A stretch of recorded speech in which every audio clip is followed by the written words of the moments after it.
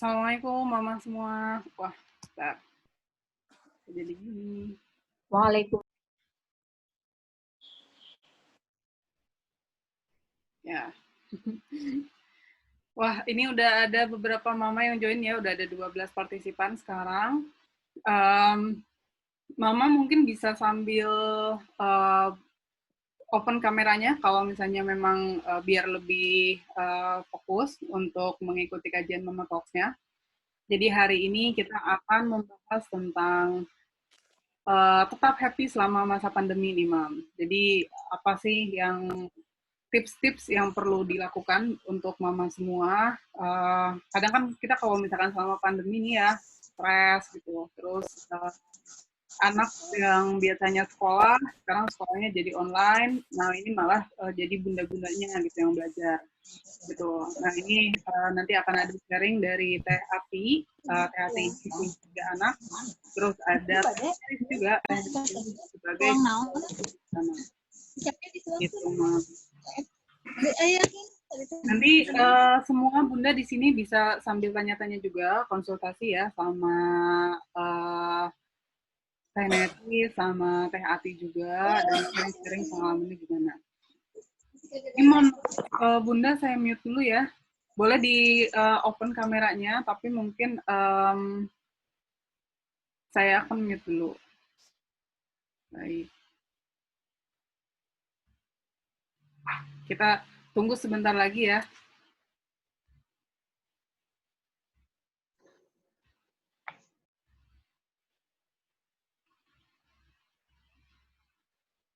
Oke, di sini sudah ada nih Teh Ati dan Teh Neris. Assalamualaikum Teh Ati, Teh Neris. Waalaikumsalam, Dah. Waalaikumsalam, Ida. Asik. Wah, lagi di rumah nih Teh. Iya, di rumah aja.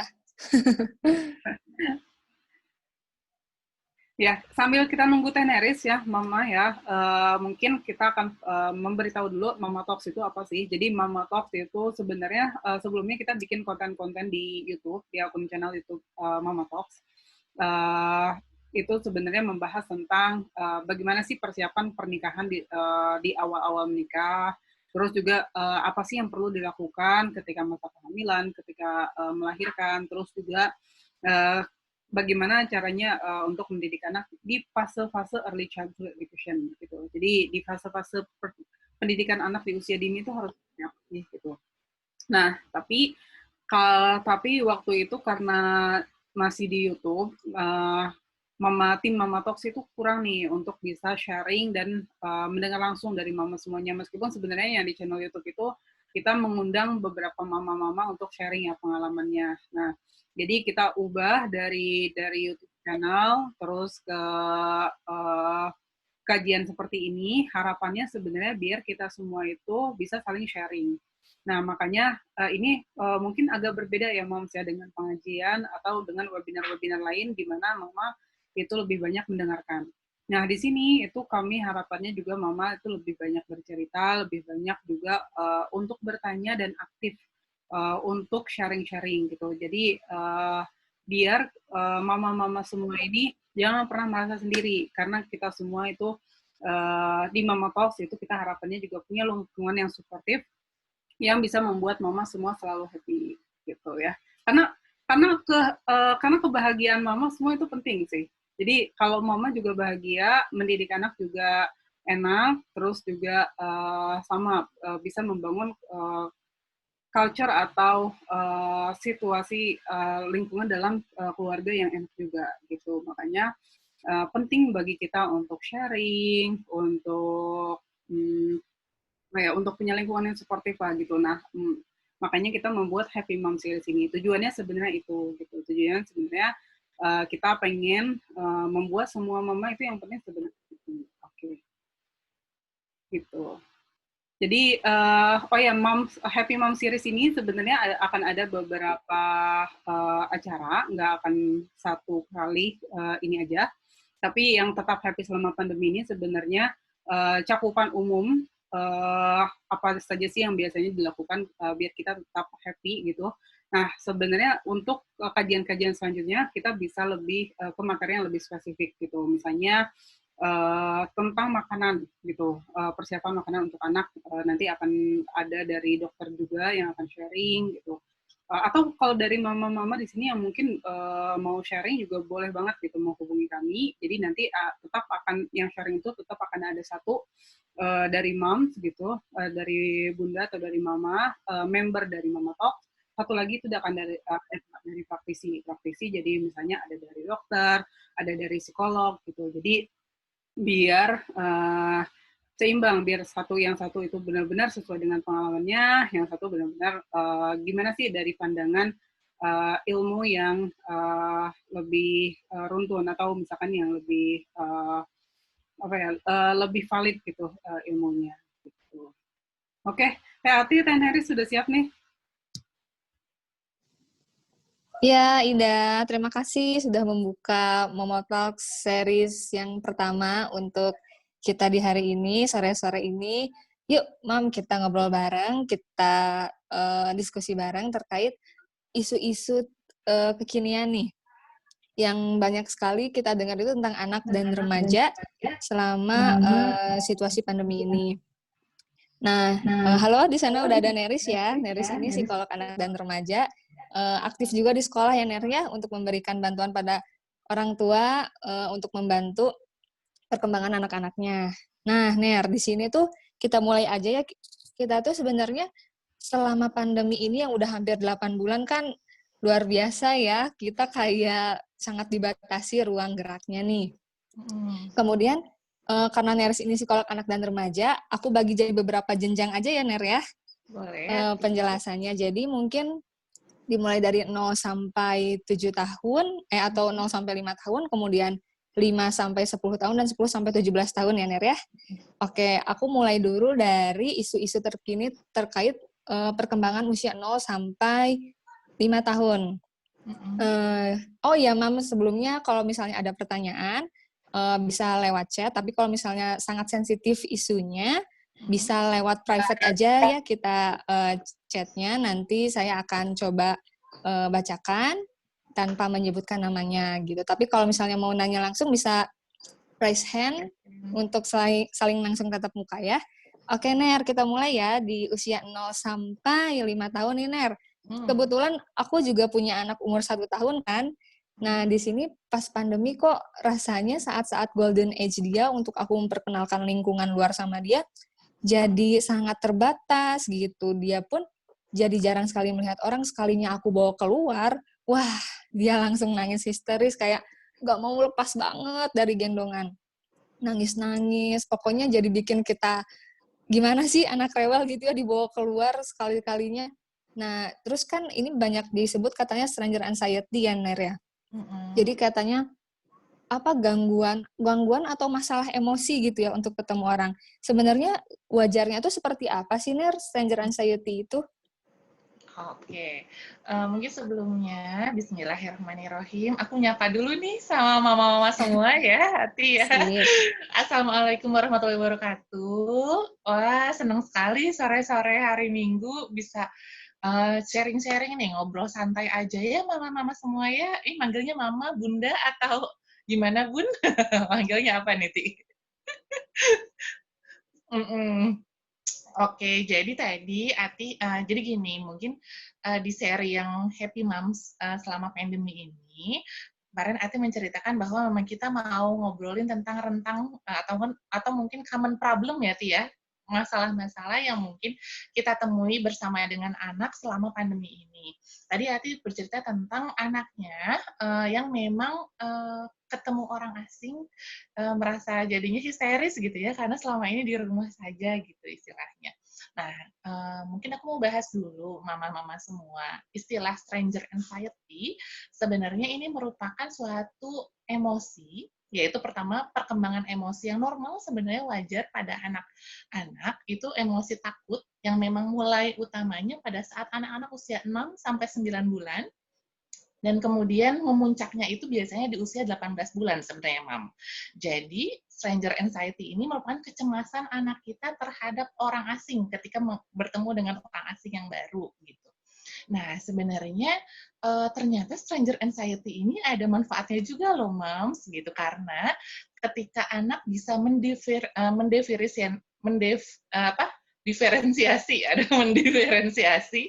antara pengasuh utamanya ataupun caregiver utamanya dengan orang asing, dia jadi bisa tahu nih, oh iya ini mamahku nih orang yang aku kenal, oh ini bukan mamahku nih orang yang aku kenal gitu. Makanya muncullah rasa ketakutan tersebut sehingga nanti dia bisa lebih waspada ketika memang masuk ke lingkungan yang baru nih, Ti. Tapi mama-mama sendiri ada juga nih, kadang anak-anak tuh ataupun mama-mama merasa bahwa ada stranger anxiety, ada juga separation anxiety. Pernah dengar nggak, Ti, separation anxiety sebelumnya? Belum. Apaan tuh, Ner? Separation anxiety itu biasanya justru ke anak-anak yang agak lebih besar gitu ya, dia tuh nggak mau lepas sama orang tuanya, Ti. Jadi kalau misalnya anak-anak baru masuk TK gitu, Mams, ataupun baru masuk PAUD gitu, dia tuh nggak mau banget dilepas sama ibunya. Jadi maunya sama ibunya terus selama masuk sekolah ataupun masuk lingkungan baru. Dikatakan normal ataupun wajar sesuai dengan perkembangan emosi anaknya ketika memang itu dalam lingkupan adaptasi ya, Mam ya. Jadi kalau misalnya baru 1 minggu, 2 minggu dia masuk ke lingkungan yang baru, atau enggak baru kenal mbak yang baru kenal juga orang-orang terdekat yang baru, itu dikatakan memang masih dalam tahap normal ataupun wajar. Jadi memang masih adaptasi nih anaknya. Tetapi kalau misalnya frekuensi ataupun frekuensinya semakin sering gitu ya rasa takutnya, terus kemudian intensitasnya juga semakin besar rasa takutnya. Awalnya takut-takutnya malu-malu aja nih, Mams, terus nanti lama-lama makin teriaknya, makin histeris, makin menghindarinya jauh sekali, nggak mau ke tempat-tempat tertentu misalnya, terus kemudian durasinya juga lama. Jadi udah selama 1 bulan nih masih tetap aja seperti itu, berarti mungkin ada sesuatu something problem nih yang perlu kita kelola lebih lanjut. Nah, biasanya terkadang ada anak-anak yang memang dia sulit untuk meregulasi rasa takutnya, Ti. Jadi, ada tuh tipe-tipe anak-anak yang memang sinus ya istilahnya, pemalu gitu ya. Tapi pemalunya ini ada yang memang pemalunya masih dalam tahap wajar, ada tahap pemalunya dia sudah ke tahap social anxiety. Social anxiety teh jadi kecemasan sosial gitu, Ti. Jadi udah istilahnya teh kalau ketemu orang nggak mau, kalau misalnya tampil di depan umum juga deg-degan sekali, seperti sekarang mungkin kita agak deg-degan, tapi santai aja ya Mas ya, gitu, ngobrol-ngobrol saat ini, gitu. Jadi, ingat lagi, cek bahwa itu hal yang wajar sebenarnya normal terjadi pada anak-anak kita. Tapi kita bisa nih kenalin sekarang, oh bahwa ini ada orang yang baru loh, kita briefing istilahnya. Jadi kita prepare dulu anak kita sebelum dia masuk ke lingkungan yang baru, sebelum dia ketemu sama orang yang baru. Gitu mungkin Ati. Ada yang mau ditanggapi boleh. Jadi sebenarnya wajar dan ada positifnya juga ya, Ner ya, kalau misalnya dia takut sama orang asing. kalau mau aja sama semua orang asing bisa diculik diem-diem aja gitu ya, Ner. Iya, serem Dan juga ya. Heeh. jadi kalau batas kewajarannya itu kita lihat dari seberapa lama sih dia misalnya di lingkungan yang baru, kalau misalnya baru sekolah gitu ya. Misalnya udah sampai sebulan tapi tetap rewel, baru kita kelola lagi ini sebenarnya ada apa gitu ya. Takutnya ada sesuatu yang tidak wajar. Jadi kalau mungkin umur sekarang anak aku berarti masih normal ya, Ner ya? Insya Allah. Gitu. Oke Insya deh, kalau 0 sampai 4 tahun mungkin segitu dulu ya. Nah, Allah. nanti oh ya Mams, kalau misalnya tadi udah ada chat dari salah satu mami di sini, nanti akan kita bahas selesai aku diskusi sama Neris. Oke ya, Mam ya? Kayak gitu. Sekarang aku boleh lanjut ke tahap yang selanjutnya nih, Ner, yang usia 5 sampai 10 tahun. Usia 5 sampai 10 tahun ini kan usia baru masuk sekolah nih. Di mana mereka baru masuk sekolah, ternyata kenyataannya kok sekolahnya di layar ya, nggak ketemu teman-teman gitu.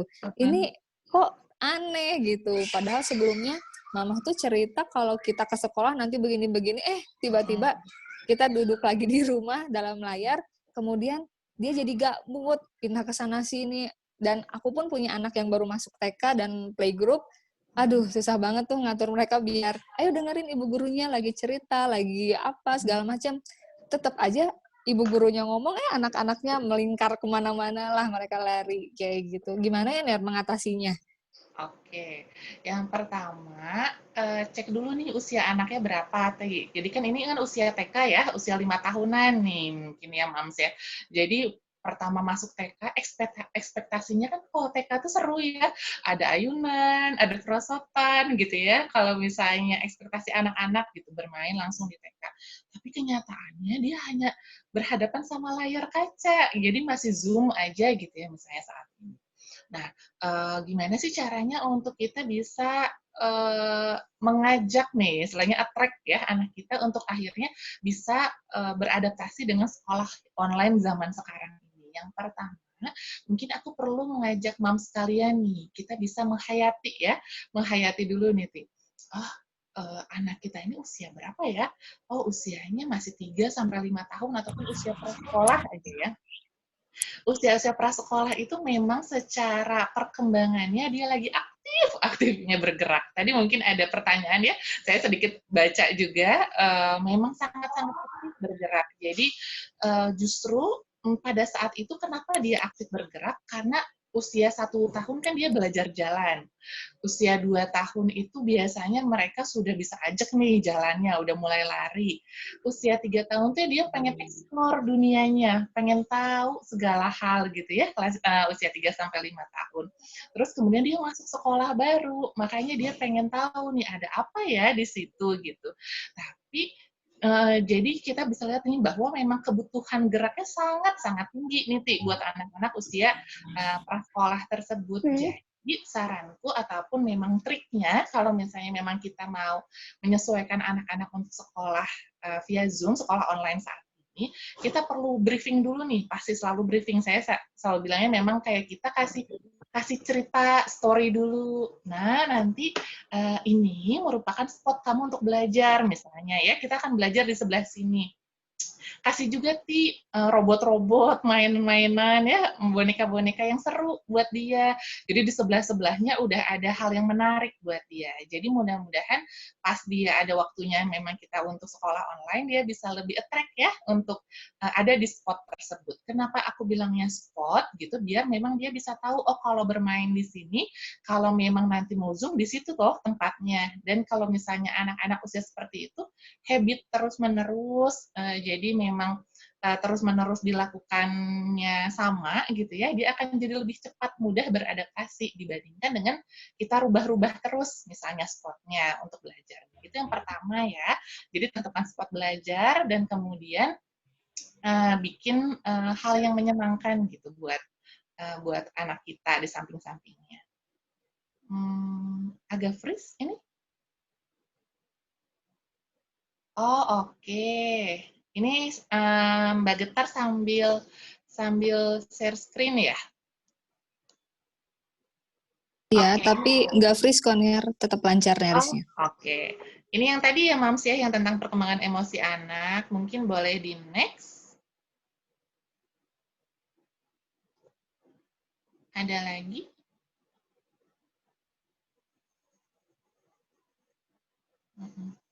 Sebentar ya.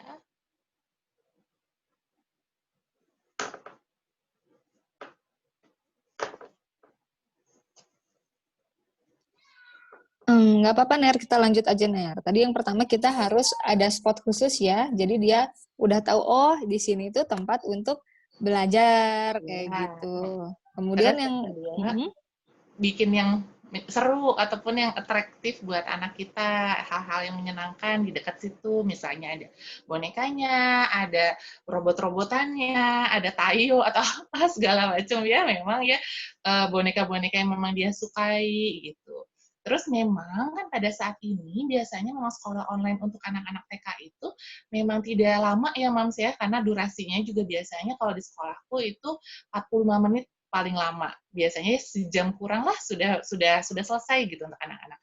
Dan itu pun biasanya dijeda 20 menit, kemudian ada ice breaking, mereka bergerak, kemudian 20 menit lagi baru ada pengajaran dari guru dan segala macamnya. Jadi kebutuhan untuk bergeraknya dan memang kebutuhan untuk bergeraknya tetap terpenuhi, dan kemudian juga waktunya juga bisa di-spare gitu loh, Ti. Jadi, karena kan span atensi anak itu, kalau misalnya ada literatur, itu sekitar 3 dikali usia anak. Jadi misalnya anak usia kan 5 tahun tuh, 5 kali 3 berarti 15 menit aja, Ti, sebenarnya waktunya dia untuk bisa fokus untuk konsentrasi full gitu. Kebayang dong kalau misalnya ternyata dia harus 45 menit aja udah 15 kali 3 ya gitu. Jadi nanti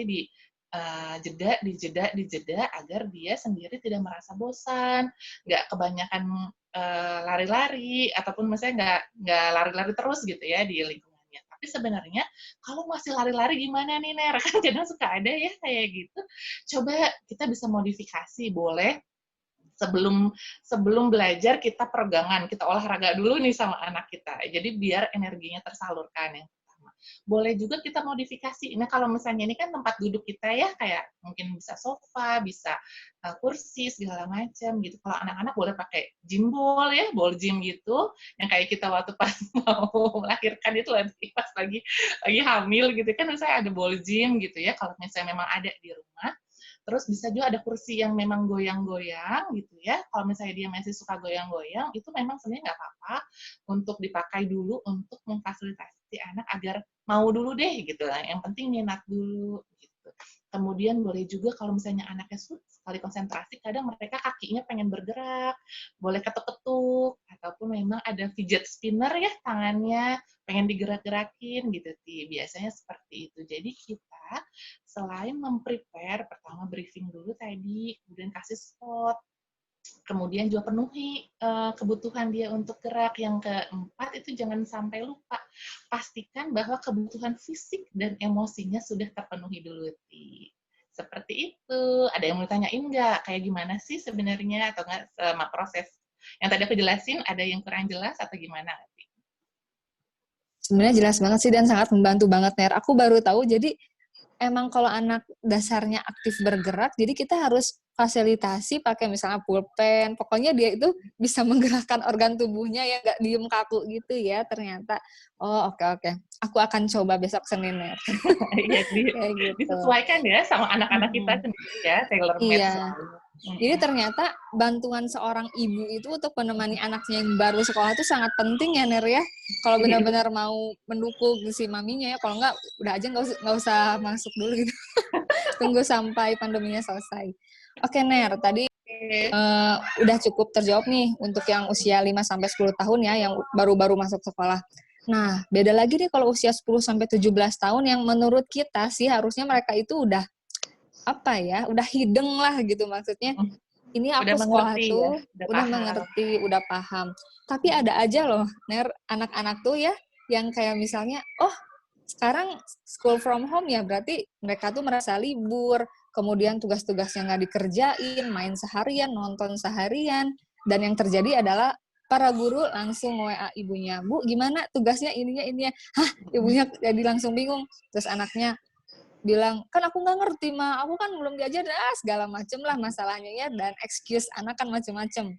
Gimana sih Ner cara menghadapi anak-anak yang suka maaf, rada ngeyel gitu gimana ya? Ini usianya tadi 11 tahun ya, jadi preteen ke teenager gitu ya, maksudnya remaja lah ya mereka gitu usianya gitu. Jadi sebenarnya kita bisa tahu nih, usia-usia remaja itu sebenarnya mereka itu memang kalau ngeyel atau apapun memang innate-nya gitu loh, maksudnya perkembangannya memang seperti itu karena mereka itu sedang fase di identity versus identity confusion. Jadi mereka tuh pasti ngetes nih diri kita. Aduh, saya tuh siapa? Saya tuh inginnya apa? Jadi biasanya dia ngetes nih ke lingkungannya. Nggak mau dengan nolak sesuatu ataupun dia ada aturan mereka obey gitu, mengabaikan gitu ya, aturannya tuh nggak diikutin gitu biasanya. Jadi ada aja ya cara-caranya biar dia bisa tahu nih tes sebenarnya aku mampu nggak sih? Sebenarnya lingkungan ini responsif nggak sih sama aku gitu ya. Jadi usia-usia remaja memang usia-usianya memang mereka sedang banyak perubahan, banyak juga perubahan secara hormonal ya kan lagi masa-masa akil balik gitu pada saat itu. Kemudian juga pasti jadinya dia maksudnya gini, pas pandemi ini wah seru nih, akhirnya libur gitu ya, akhirnya nggak sekolah gitu.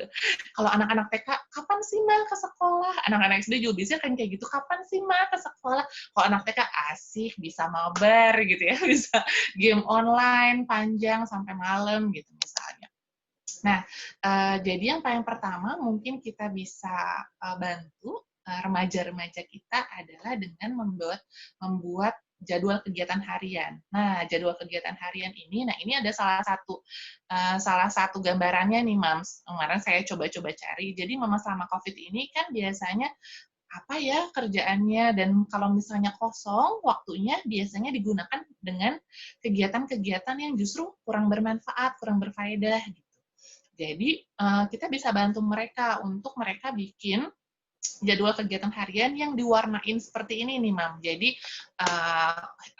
ada warna hijau untuk wake up gitu, sama kemudian morning walk-nya, olahraga pagi, academic time, creative time gitu ya. Mereka bisa bikin waktu-waktunya.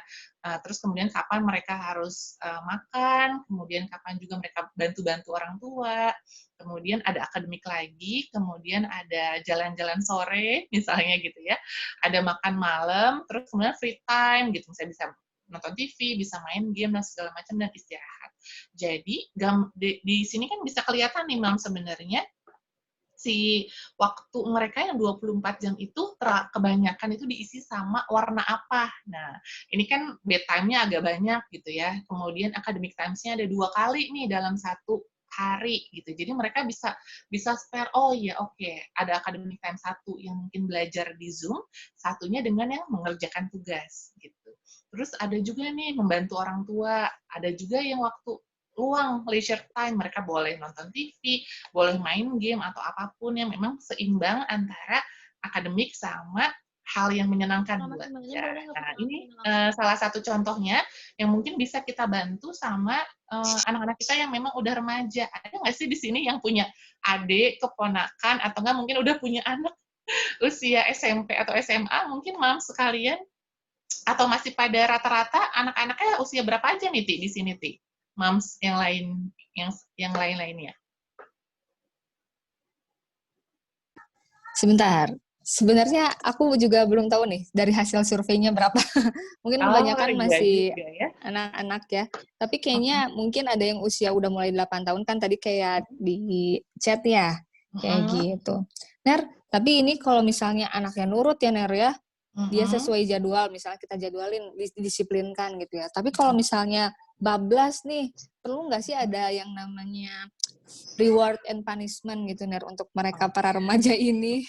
Oke, dan mungkin boleh dibuka yang slide prinsip pendampingan pada anak. Nah, jadi ada slide yang tentang prinsip pendampingan pada anak yang aku bikin tentang nurturance-nya. Jadi gini, Ti, kalau memang anaknya tetap nggak mau mengikuti aturan kita, gitu ya, mengikuti aturan kita, biasanya itu,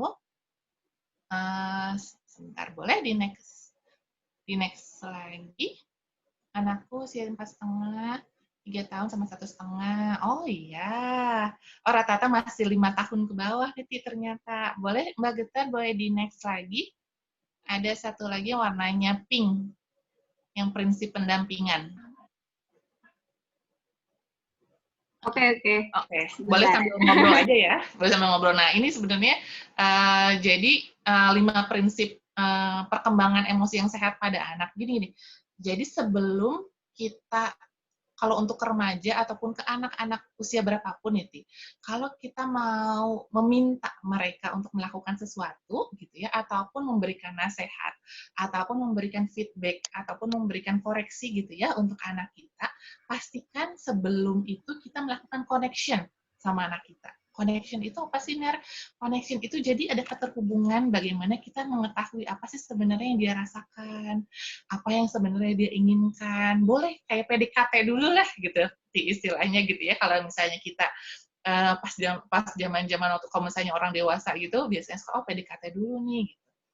Jadi, nah betul, ini prinsip pendampingannya parent-child interaction. Jadi ada interaksi antara anak sama orang tua. Yang pertama, nurturance-nya dulu. 2 tahun sama 4 tahun nih si anaknya. Masya Allah. Nurturance itu adalah pengasuhan yang didasari oleh afek cinta dan kasih sayang. Jadi, boleh dipeluk dulu, boleh di PDKT disayang-sayang dulu nih anak-anak kita gitu ya.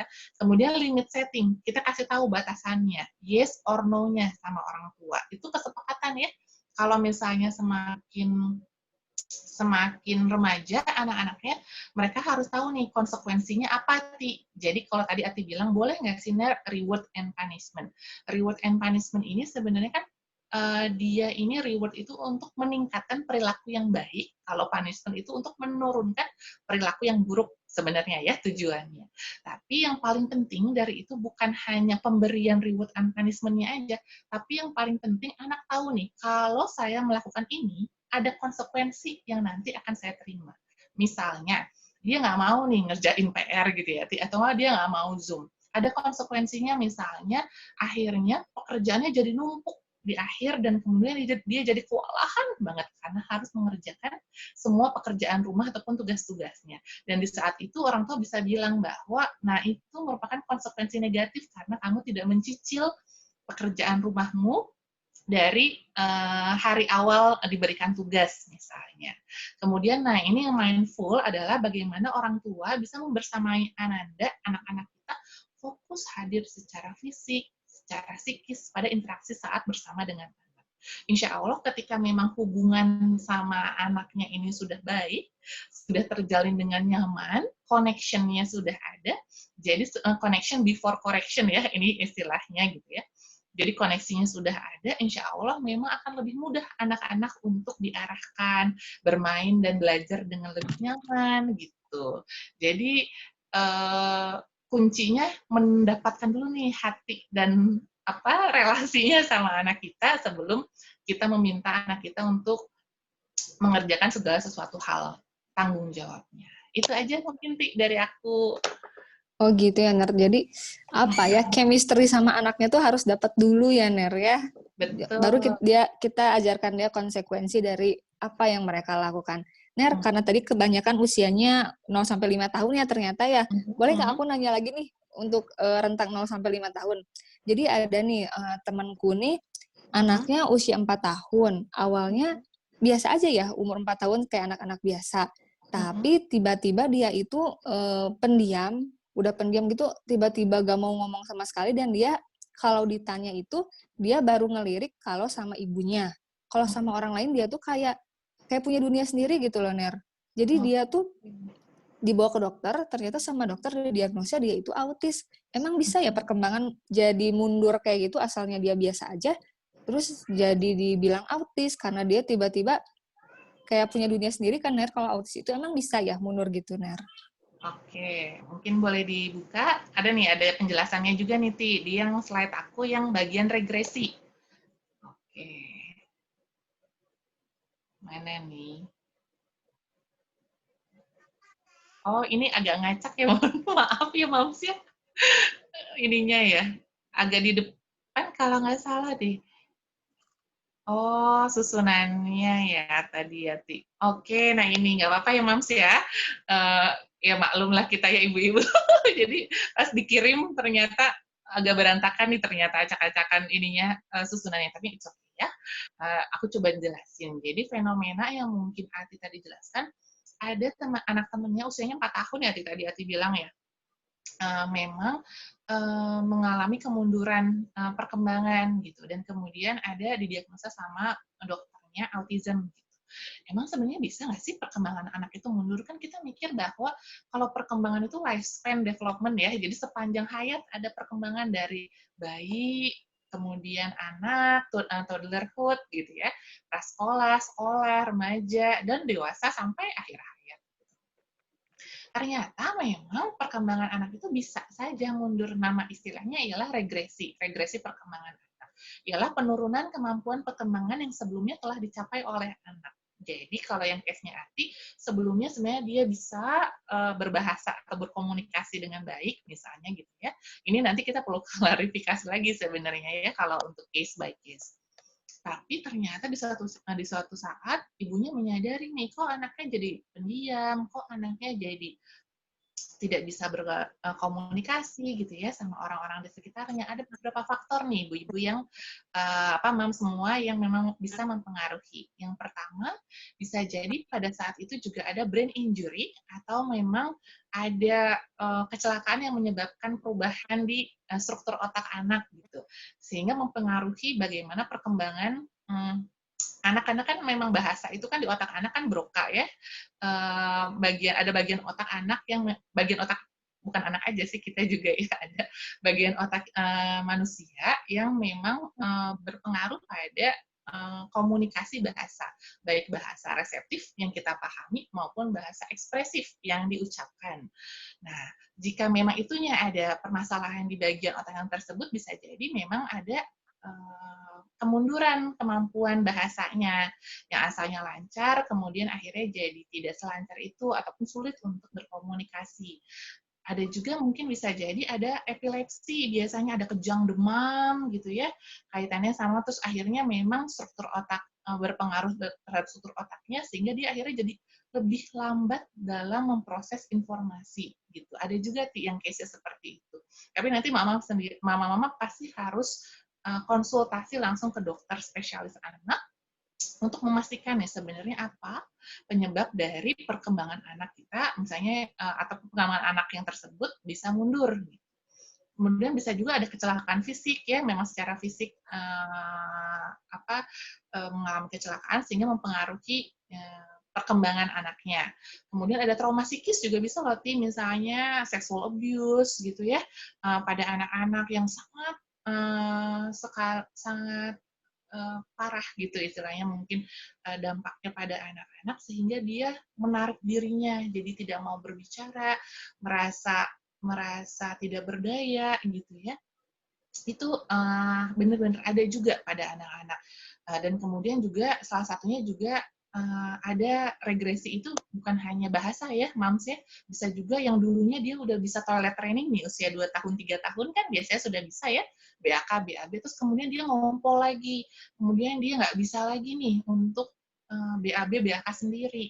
Macam-macam. Terus kemudian asalnya dia bisa, daily living-nya dia bisa, misalnya makan, segala macam bisa. Kemudian akhirnya dia mundur nih kemampuan perkembangan adaptifnya. Nah, itu kita bisa konsultasikan langsung ke profesional gitu. Kemudian yang ketiga, bisa juga ada gangguan perkembangan neurodevelopmental, yang tadi mungkin ada autism. Autism itu kan memang pasti dia mengarah pada sektor sosialisasi, interaksi antara bahasa anak dengan orang yang lainnya. Gitu. Bisa jadi juga orang tuanya sebelumnya merasa baik-baik saja karena jarang juga untuk mengukur perkembangan anak secara real gitu. Secara real maksudnya gini, kalau ke dokter spesialis ataupun memang ke dokter spesialis tumbuh kembang anak ataupun ke psikolog anak, biasanya kan kita bisa lihat nih, oh perkembangan kognitifnya seperti apa, perkembangan motoriknya seperti apa anak kita ya. Milestone yang harus dicapai pada anak usia segini itu harusnya apa? Apakah dia sudah mendapatkan red flags ataupun tanda bahayanya gitu. Nah, jadi kalau misalnya memang anak-anak sesuai dengan anjuran IDAI gitu ya, dilakukan pemantauan tumbuh kembang dengan optimal, itu pasti akan lebih mudah ataupun lebih cepat terdeteksinya. Bisa jadi juga orang tuanya mungkin kurang cepat mendeteksi anak tersebut gitu, sehingga pada usia 4 tahun baru terdiagnosa seperti itu gitu ya. Bisa juga ada intellectual disability ataupun ada kemampuan berpikir yang memang menurun jauh dibandingkan dengan anak-anak usianya. Ada juga yang memang global development delay atau seluruh perkembangan aspek-aspek perkembangan anaknya itu semuanya mundur di bawah usianya. Jadi saranku ketika kita melihat perkembangan anak, sebisa mungkin kita observasi dan stimulasi secara berkala nih, Mams. Kemudian kalau memang kita harus cek juga milestone perkembangan anak kita, misalnya nih, anaknya Ati sekarang usianya 1,5 tahun, 4 tahun, 5 tahun misalnya gitu ya, ataupun anak Mams yang tadi ada yang 1 tahun, 2 tahun, 3 tahun, 4 tahun. Kita harus cek nih, anak usia 4 tahun itu rata-rata milestone anak usia segitu sudah bisa apa ya? Terus kemudian red flag tanda bahayanya apa? Jadi kalau memang sudah mencapai red flags-nya, misalnya anak usia paling muda sekali paling kelihatan usia 18 bulan nih, Mam, belum bisa jalan. Jadi dia masih berdiri aja jatuh misalnya. Ataupun memang anak usia 1 tahun dia masih kuing, babbling, belum ada satu kata pun yang dia belum bisa sebut mama, papa misalnya gitu. Belum ada nih kata-katanya. Terus dia nggak tertarik sama orang dewasa, nggak tertarik sama orang-orang yang lainnya yang di lingkungannya. Kita perlu nih, oh ada apa ya anak kita ya gitu. Kita bisa stimulasi dulu sebelum juga kalau misalnya memang kita sudah stimulasi dan memang tidak ada perubahan, kita bisa langsung cek ke profesional ya. Jadi karena semakin cepat perkembangan anak di bawah 5 tahun itu cepat sekali ya, Ti ya. Soalnya perubahannya, perkembangannya, jadi semakin cepat tertangani, insya Allah mudah-mudahan semakin tepat juga kita bisa membantu anak kita dengan lebih optimal. Itu mungkin Ati. Iya, Ner. Aduh, luar biasa ini, Ner. Jadi jangan sampai terlena ya, Ner, ya. Jadi benar-benar harus diperhatikan, karena kadang kita mikir, ntar juga bisa lah, ntar juga bisa. Padahal sebenarnya milestone untuk anak itu kan harusnya nggak akan beda sampai 6 bulan gitu ya. Mungkin kalau misalnya udah 2 bulan, kok belum bisa juga ya, langsung kita coba konsultasikan untuk diberi misalnya mungkin tindakan gitu ya, Ner, yang untuk mencegah hal-hal yang tidak kita inginkan, kayak gitu. Ya. Oke, tadi udah bahas dari 0 sampai 4 tahun, 5 sampai berapa? 10 tahun, 10 sampai 17. Mungkin itu secara general ya, Ner, isu-isu yang terkini muncul gitu di masa pandemi ini. Aku coba bacain chat dulu ya, Ner, ya? Boleh. Bacain chat. Berarti share screen-nya itu dulu aja ya, di off-in dulu, boleh? Oke. Ini ada yang private kirim. Ini, Ner, panjang juga nih. Kita dengerin ya, Ner. Boleh. Gini. Saya ibu 1 anak, 7 bulan. Qadarullah, pekerjaan saya dan suami mengharuskan kami long distance marriage. Di rumah hanya ada saya dan ART. Anak saya laki-laki, otomatis anak saya tidak pernah bertemu dengan laki-laki. Mau ketemu dengan eyangnya juga susah karena pandemi, dan kalaupun bertemu paling cuma bisa 1 atau 2 hari. Dan waktu tersebut habis buat adaptasi. Anak selalu nangis ketika mau digendong yangkungnya. Anak saya juga setiap diajak keluar rumah dan bertemu tetangga selalu nangis. Sepertinya ini gejala stranger anxiety tadi ya, Mam. Bulan lalu ketika suami pulang, anak nangis setiap ditinggal berdua sama ayahnya. Sedihnya ketika suami saya memelankan suaranya, bahkan jadi ala-ala suara perempuan. Anak mau deket sama suami, tapi itu kan tidak sesuai fitrahnya. Oh, paham, Ner? Usia berapa tadi sih? Maaf, punten.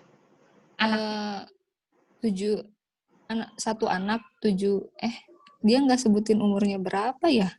Oh, boleh mungkin ditunggu dulu. Maksudnya 7 bulan mungkin ini kayak. Saya ibu 1 anak 7 bulan. Anaknya 7 bulan kayaknya. Oh, usianya 7 bulan saat ini. Ya. Gitu. Okay. Bulan lalu ketika suami pulang, anak nangis setiap ditinggal berdua sama ayahnya. Sedihnya ketika suami saya memelankan suaranya, bahkan jadi ala-ala suara perempuan. Anak baru mau deket sama suami, tapi itu kan tidak sesuai fitrahnya. Padahal selama ini kami merutinkan anak setiap hari video call sama ayahnya biar tetap kenal. Bagaimana ya menstimulasi sosial anak agar hal seperti ini tidak berkelanjutan? Dan bagaimana tips kami orang tua yang long distance marriage untuk menjaga bonding dengan anak? Oke. Gitu. Jadi usianya 7 bulan ya, Mams ya. Yang pertama, mungkin aku boleh membantu dari usia 7 bulan itu berarti dia tahap perkembangannya nih, aku pasti selalu lihat dari tahap perkembangannya anak usia 7 bulan. 7 bulan itu dari 1 tahun pertama, 0 sampai 1 tahun, perkembangan sosio-emosionalnya itu dia sedang membangun kepercayaan ataupun trust versus mistrust ya, kalau misalnya menurut Erikson itu. Jadi dia membangun kepercayaan pertamanya ataupun secure attachment-nya, attachment yang aman segala macam dengan caregiver utama yang dia merasa nyaman bagi anaknya. Jadi boleh bundanya, boleh ayahnya, yang penting minimal ada satu sosok caregiver yang bisa membuat anak merasa nyaman usia 0 sampai 1 tahun itu. Jadi kalau misalnya tadi Mas bilang usianya 7 bulan, betul memang karena stranger anxiety dimulai dari usia 6 bulan. Usia 6 bulan sampai 9 bulan itu Mams gitu. Biasanya memang peak-nya memang di 9 bulan, kemudian di 18 bulan biasanya. Nah, jadi memang untuk ketemu yang punya gitu ya, yang memang baru kenal lagi, dia pasti butuh adaptasi. Tetapi ketika memang dihadapkan pada long distance marriage gitu ya, sama ayahnya sendiri gitu ya, gimana sih caranya biar anak kita bisa tetap terkoneksi gitu. Walaupun mungkin sudah video call gitu ya, selain mungkin video call tatap muka langsung, anak dengan ayahnya, kita juga bisa membacakan buku cerita, menceritakan ayah kita, suami kita dengan aktivitas-aktivitas apa saja yang dia lakukan. Boleh juga ada foto-fotonya di rumah, jadi kita ceritain gitu sama anak kita. Anak 7 bulan itu kan sebenarnya dia juga belum terlalu banyak ya berkata-kata, jadi dia belum terlalu bisa mengekspresikan sebenarnya emosinya dia dengan verbal. Maka dari itu kenapa dia menangis. Jadi menangis ataupun bereaksi itu mungkin ada sesuatu yang dia rasa belum nyaman saat itu.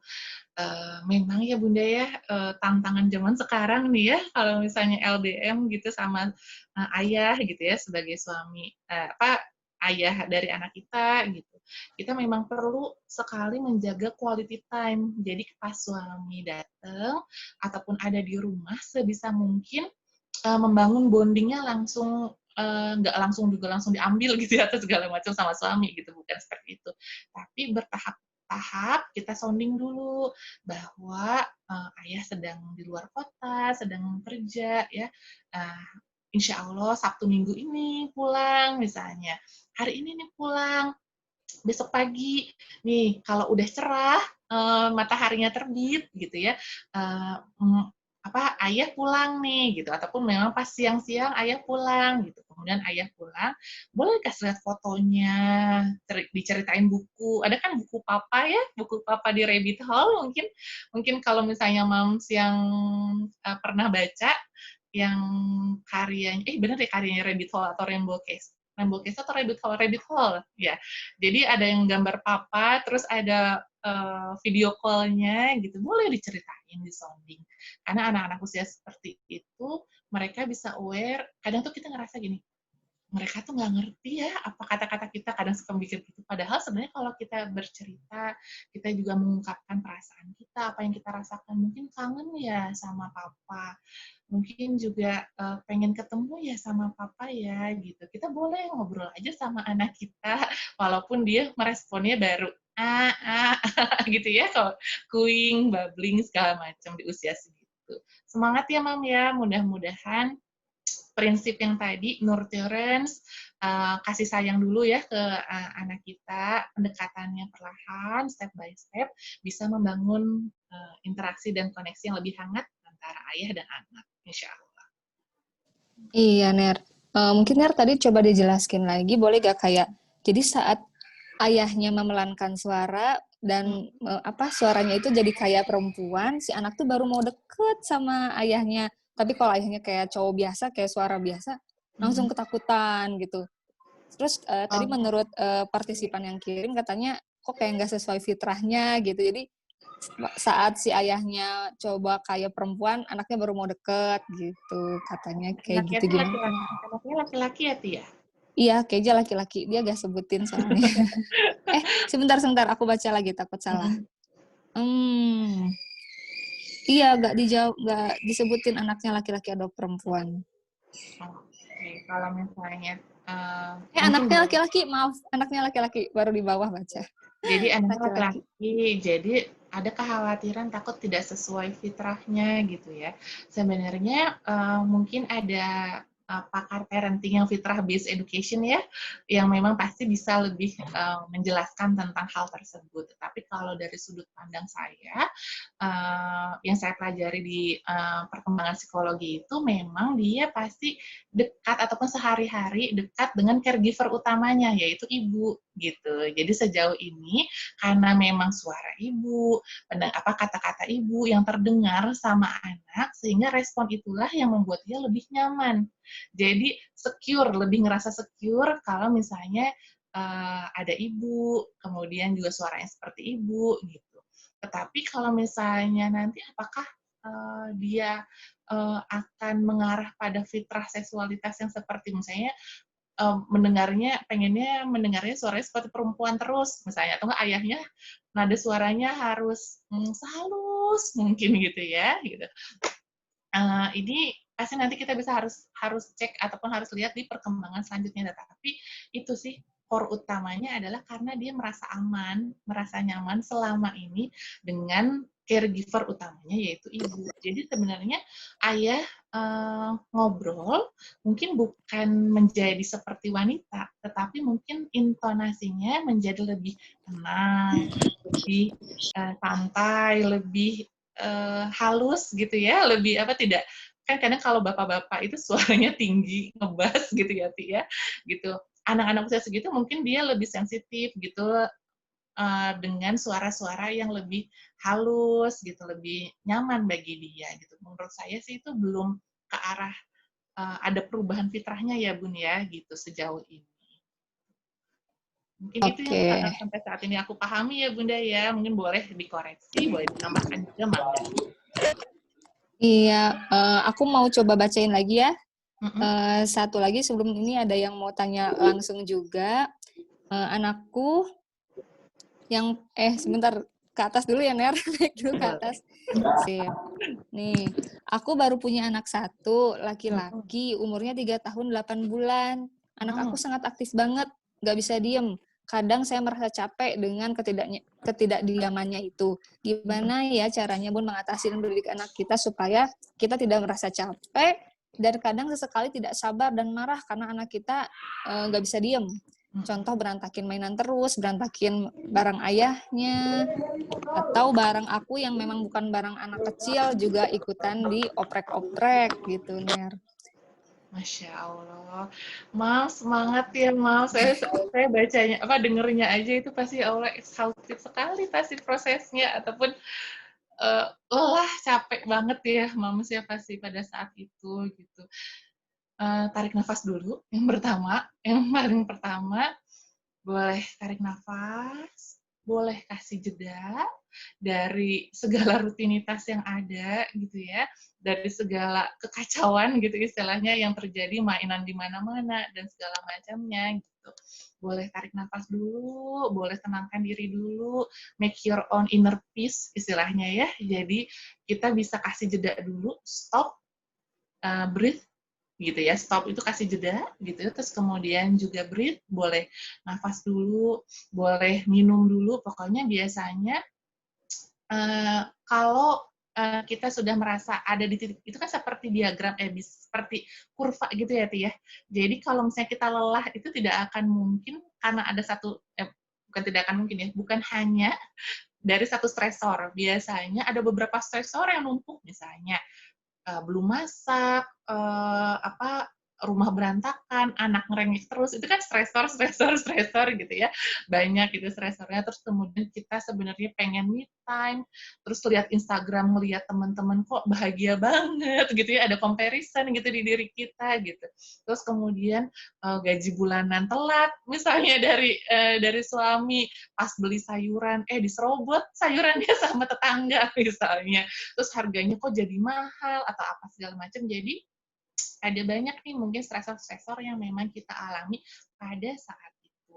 Jadi yang memang perlu kita lakukan yang paling pertama adalah boleh dulu ambil jeda dari segala macam stresor yang ada, terus kemudian boleh rilis itu dengan tarik nafas, boleh dengan yang kaitannya sama air, boleh minum, boleh mandi, boleh wudhu, itu karena akan secara fisik, secara biologis kita akan membantu kita jadi lebih tenang.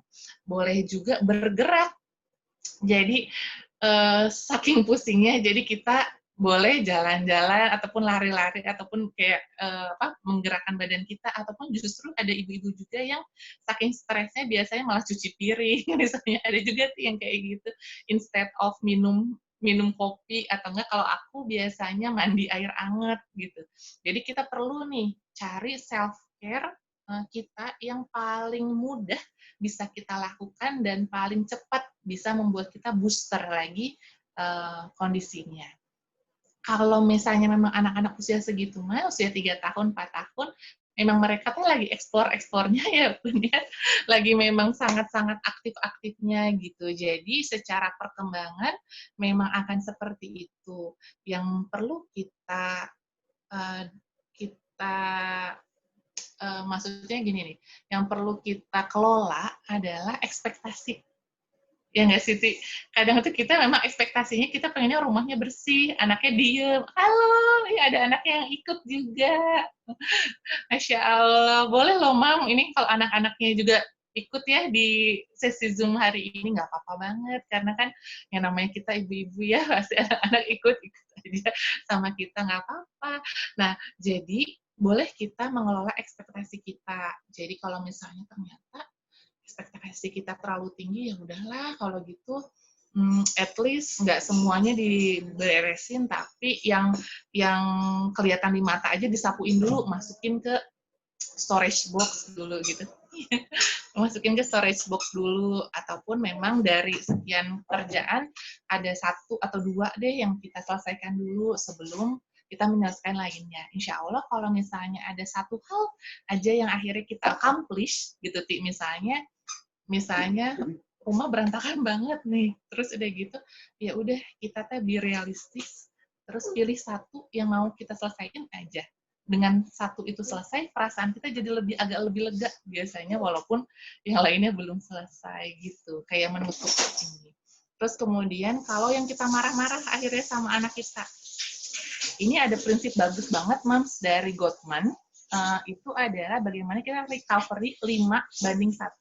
Jadi dari setiap 1 mungkin kita bentak anak, ataupun kita marah, nada kita tinggi sama anak kita replace, kita ganti dengan 5 aktivitas ataupun kegiatan yang menyenangkan sama anak kita. Jadi kegiatan yang positif buat anak kita. Ataupun hal-hal yang positif bagi anak kita, boleh dipeluk, boleh dicium, boleh bilang maaf, boleh juga bermain sama anak kita. Jadi setiap 1 hal yang kita melakukan tadi tindakan yang agresif itu, kita ganti sama 5 hal yang baik.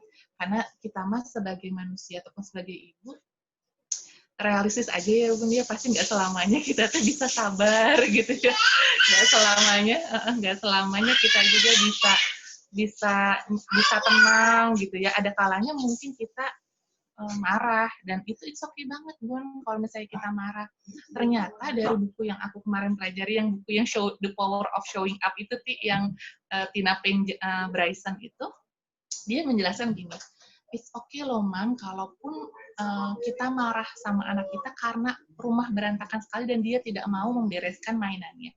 Dengan begitu, dia bisa tahu bahwa ketika dia tidak membereskan mainan, ada konsekuensi dari orang tuanya menimbulkan emosi yang negatif. gitu. Jadi dia bisa baca nih emosi negatif.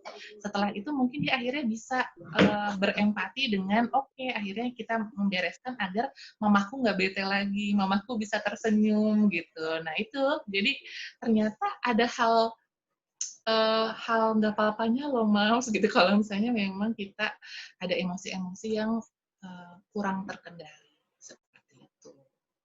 Seperti itu sih. Wah, luar biasa ya. Jadi 1:5 ya. Kalau satu kita tindakan agresif, ganti sama 5 kebaikan sama anak. Tapi aku juga mau sharing, karena memang usia 0-5 tahun tuh luar biasa ya. Anaknya masih perlu belajar memahami emosi ibunya juga gitu kali ya. Jadi ya macam-macam lah tindakannya ya. Tapi aku suka melihat kalau lihat anak kecil lagi pengen main tuh, kalau misalnya mereka berantakan, kita coba melihat diri kita sendiri. Kalau waktu kita kecil, kita maunya kayak gimana sih gitu. Masa kita maunya diem aja? Jadi coba kita menjadikan diri kita itu sebagai anak kecil juga gitu. Apakah kita mau seperti itu, diberikan tindakan seperti itu sama orang tua kita kayak gitu. Oke, ada yang mau tanya langsung nih, Mami siapa ini? Amalia Sese ya? Coba. Nah, ini Mam, mangga Mam di mute-nya di unmute dulu ya. Silahkan Mam, Amalia Cece. Assalamualaikum warahmatullahi wabarakatuh. Waalaikumsalam warahmatullahi wabarakatuh. Aku mau tanya, kan anak pertama aku itu umurnya 2 tahun 2 bulan. Nah, sedangkan aku tuh lagi hamil, usia kehamilan 7 bulan, anak kedua. Nah, untuk sampai saat ini tuh aku belum berhasil menyapih anak pertama gitu. Padahal kan dia udah di atas 2 tahun ya. Dan menyapihnya itu udah sampai di tahap sama aku tuh dikasih parutan pare, terus kalau enggak minyak kayu putih gitu. Tapi anak pertama aku tuh dia kayak nggak pantang menyerah gitu untuk terus nenen gitu, biarpun udah dikasih yang pahit-pahit. Cukup. Terima kasih ya Teh. Mungkin di sini ada teteh-teteh yang lebih berpengalaman gitu, anaknya lebih dari 1. Gitu. Terima kasih ya Teh. Assalamualaikum. Waalaikumsalam. Ati nih Ti, tentang menyapi ya, Teh Amalia ya. Tentang menyapi mungkin Ati yang sudah berpengalaman dua anak yang menyapi gimana nih Ti? Boleh dong sharing-sharing sama aku juga, sama Teh, aku juga lagi proses anakku mau menyapi juga nih. Akhirnya boleh sih, gimana Ti? Sebenarnya sih aku kalau menyapi juga kayaknya pengalamannya, karena aku tuh usia anak pertama 6 bulan aku udah hamil, langsung dikasih dot. Dia mau aja. Udah gitu kalau misalnya yang kedua ini, aku itu dia usia 1,5 tahun, aku umroh, dia nggak ketemu aku 2 minggu, dikasih dot langsung mau gitu, alhamdulillah. Jadi pas aku balik lagi ternyata air susu aku udah nggak ada gitu. Jadi pas dia mimi nggak ada gitu, akhirnya dia udah gak mau aja. Jadi alhamdulillahnya mau dikasih dot gitu anaknya. Jadi mungkin ada yang lebih berpengalaman sampai usia 2 tahun menyusui anaknya. Gimana nih? Coba Neris dulu deh, dari pandangan secara psikologinya gimana nih menyapi anak? Kemarin juga aku baca-baca nih Teh Amalia ya, karena aku juga lagi mau nyapih nih anakku usia 2 tahun kan pas gitu nanti. Nah, kan memang usia 2 tahun itu kan sesuai dengan di Al-Qur'an gitu ya, sesuai dengan memang agama kita gitu, aturan aturan dari Al-Qur'an seperti itu. Jadi memang kita tekankan bahwa ada juga nih ada nama istilahnya winning with love gitu ya, WWL gitu ya. Jadi benar-benar anak kita disounding dulu. Ini idealnya nih ya, Momsnya, idealnya katanya disounding dulu. Pas aku baca-baca disounding dulu, kasih tahu bahwa nanti mungkin bisa dimulai dari 1,5 tahun. Kemudian jadi 18 bulan, 19 bulan, 20 bulan gitu ya, udah bilang nanti pada saat usia 2 tahun sudah selesai ya Naya, tidak nenen lagi sama ibu gitu. Nah, nanti boleh minum susu, misalnya susu UHT ataupun ganti dengan minum madu gitu ya, ataupun dengan minum-minuman yang lainnya yang sesuai dengan perkembangan anak kita. Terus ada juga memang yang pertama itu disounding dulu. Yang kedua kita tetap menemani ketika badai emosinya. Karena kan itu sebenarnya kebutuhan dia ya, kebutuhan utama untuk breastfeeding itu. Jadi ketika dia marah, ketika dia kecewa, ketika tidak kita bilang tidak gitu ya, sudah ya Naya, tidak gitu. Kita tetap mendampingi dia walaupun mungkin nangis, meronta-ronta, diusap gitu, mungkin ya kita bikin dia lebih nyaman. Terus kemudian itu pas yang saya baca, terus kemudian saya juga coba tanya nih ke ibu-ibu nih, ibu-ibu yang lain yang sudah berpengalaman, katanya gini,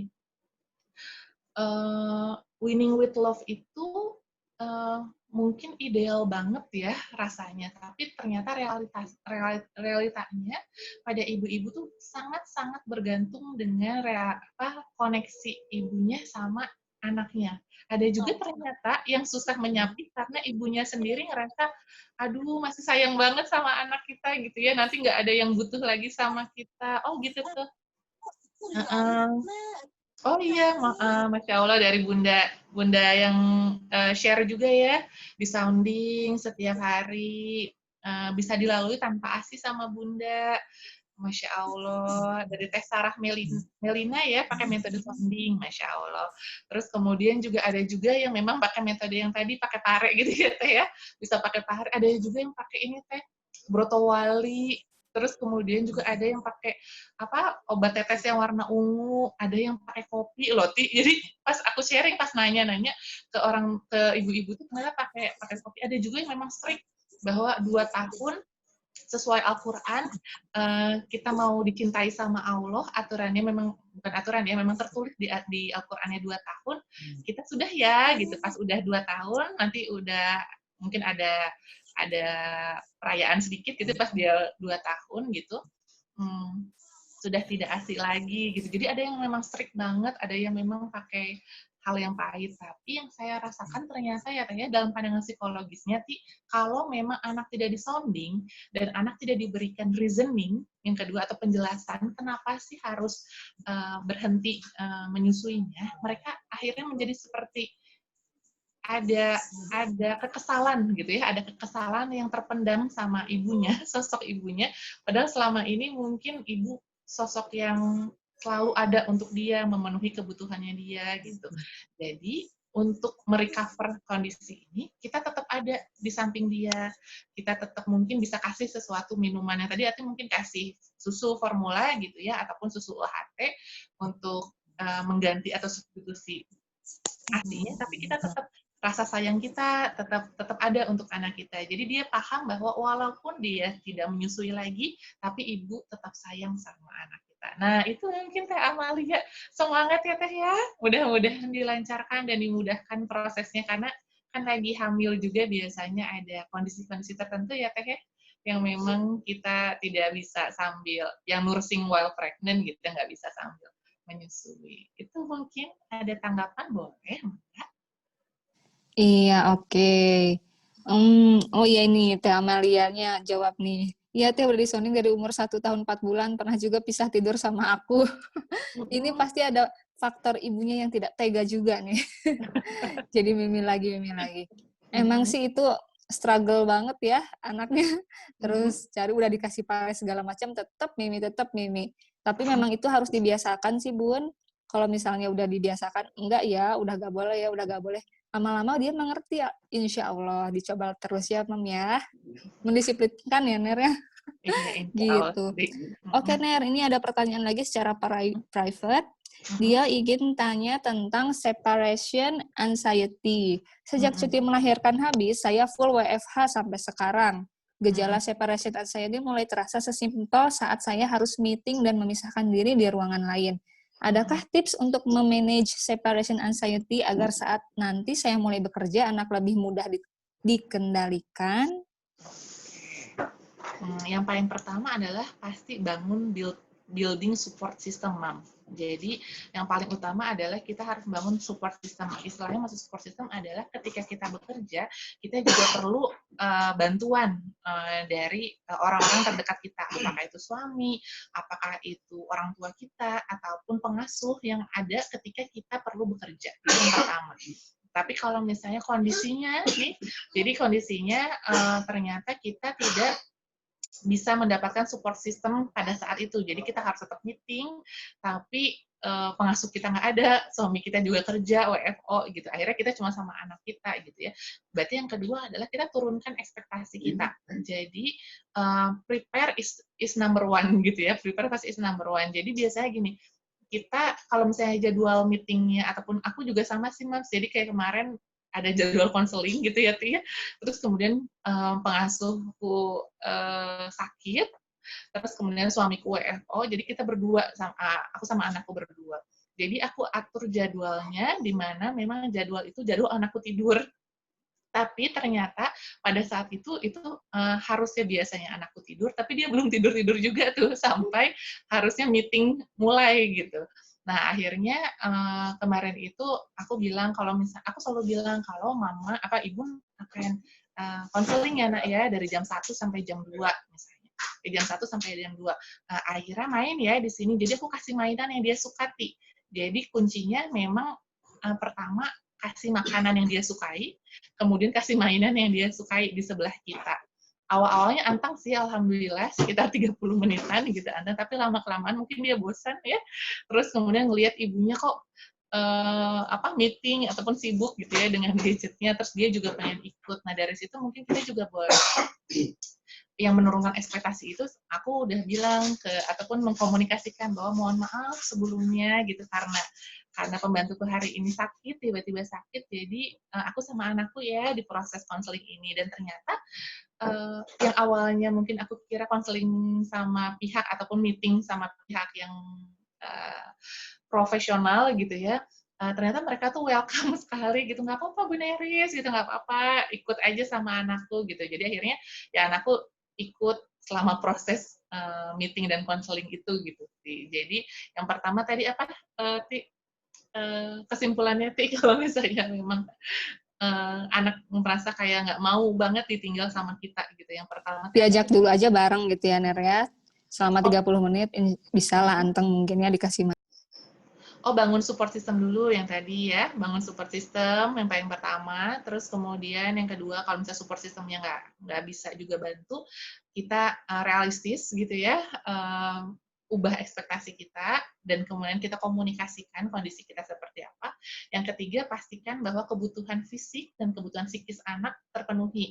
Dia nggak lapar, jadi kita udah siapin makanan, dia udah makan, kemudian mungkin kalau misalnya bisa dia udah tidur dulu, kita atur itu lebih baik.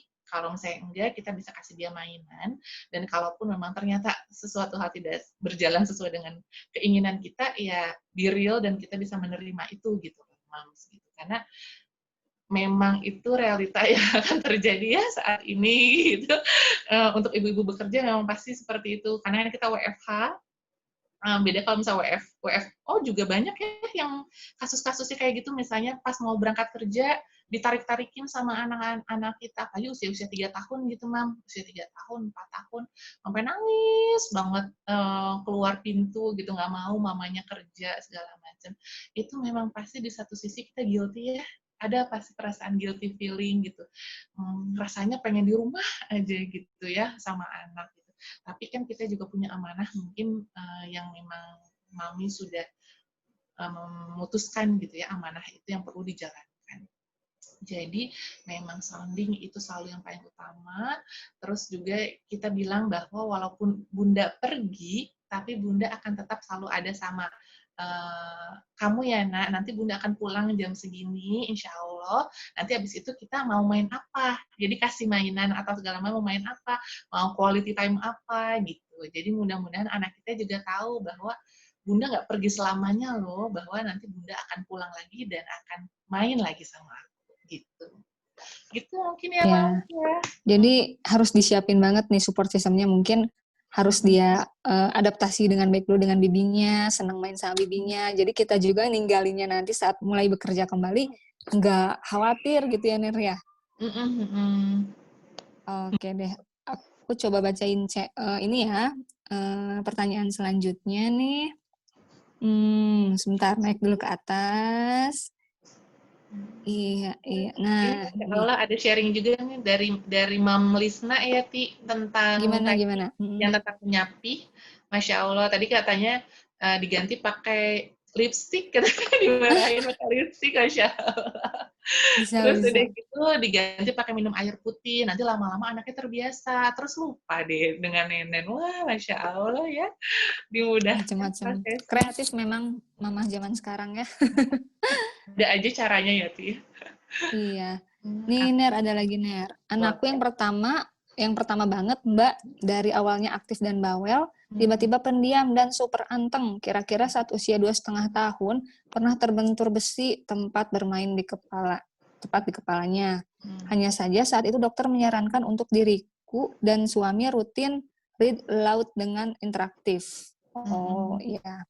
Mengucapkan kata berima, berulang, pelan, berintonasi, bermain, bernyanyi. Alhamdulillah, bismillah, usia hampir 5 tahun sudah jelas bicaranya dan aktif. Sekarang sudah 7 tahun. Oh, ya ampun. Ya Ini Allah. kayak yang kita omongin tadi ya, Ner, perkembangan yang mundur itu. Kalau ini karena ini kecelakaan fisik ya, Ner, terbentur besi tepat di kepala. Tapi ternyata bisa bisa dilatih kembali, diobati kembali, dan alhamdulillah katanya di usia 5 tahun sudah bisa bicara dengan aktif, jelas lagi kata-kata yang dia bicarakan, dan sekarang sudah 7 tahun sudah seperti biasa berarti ya. Wah, Iya. alhamdulillah. Terima kasih Masya Allah. Bunda Sarah Melina atas sharingnya. Tapi mungkin butuh di-highlight, Ti, karena Masya Allah ya, ternyata alhamdulillah saran mungkin yang di-highlight adalah bahwa saran dari dokter itu dipraktekkan penuh sama ayah bunda, ya Iya, kan? betul. Saran rekomendasi dari dokter, karena kalau misalnya ayah bunda tidak juga yang direkomendasikan sama dokter untuk read aloud tidak dilakukan gitu ya, juga mungkin perkembangannya tidak cepat saat ini. Jadi yang di-highlight adalah bahwa dengan kondisi seperti itu dan kemudian diberikan rekomendasi sama dokter atau ahlinya yang tahu kondisi anaknya pada saat itu, kemudian dipraktekkan. Nah, itu Masya Allah yang terus-menerus secara konsisten dilakukan, insya Allah pasti akan berbuah hasil sama anak kita. Iya, berarti kita juga harus ini ya, konsisten untuk Betul. menjalankan arahan dari Bapak Ibu dokter gitu. Karena mereka lebih paham lah ya gitu. Ner, selanjutnya nih, mau tanya kalau fase oral anak sampai dengan usia berapa ya normalnya? Anakku usianya 3 tahun 22 bulan, masih sering ngejilat-jilatin tangan, ngamutin jari, semakin dikasih tahu semakin menjadi-jadi. Makasih. Gimana tuh Ner, fase oral? Yang mana nih? Oh, pertanyaannya fase oral anakku usia 3 tahun 22 bulan masih itu tuh fase oral tuh sebenarnya lumrahnya itu pas bayi ya, sebenarnya 0 sampai 1 tahun ya. Tapi aku perlu cek dulu nih, Mams, gitu, karena sepemahaman aku sih dari 0 sampai 1 tahun fase oral itu. Jadi memang biasanya mereka masukin mulutnya gitu ya, terus kemudian ngeces tuh biasanya fase-fase itu.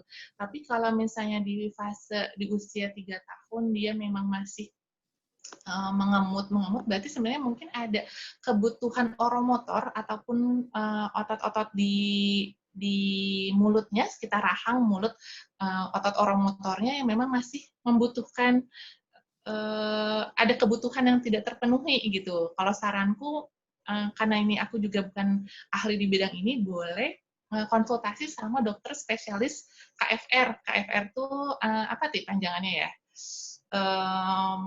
SPKFR yang biasanya kalau misalnya ada permasalahan dengan makan, dengan mulut, dengan apapun yang berkaitannya sama mulut, nanti Mams bisa konsultasi ke dokter spesialis tersebut biar pemahamannya bisa lebih tepat ya, insya Allah, karena usianya kan udah 3 tahun dan kemudian responnya juga ketika memberi tahu, responnya juga cukup intens ya, cukup tinggi gitu intensitas respon atau reaksi dari anak itu. Berarti ada sesuatu yang belum terpenuhi, bisa jadi terkait sama sensorinya, bisa jadi dengan tadi yang tentang kebutuhan oromotornya, bisa jadi juga karena habit ataupun kebiasaan sebelumnya gitu yang memang kita perlu atasi gitu.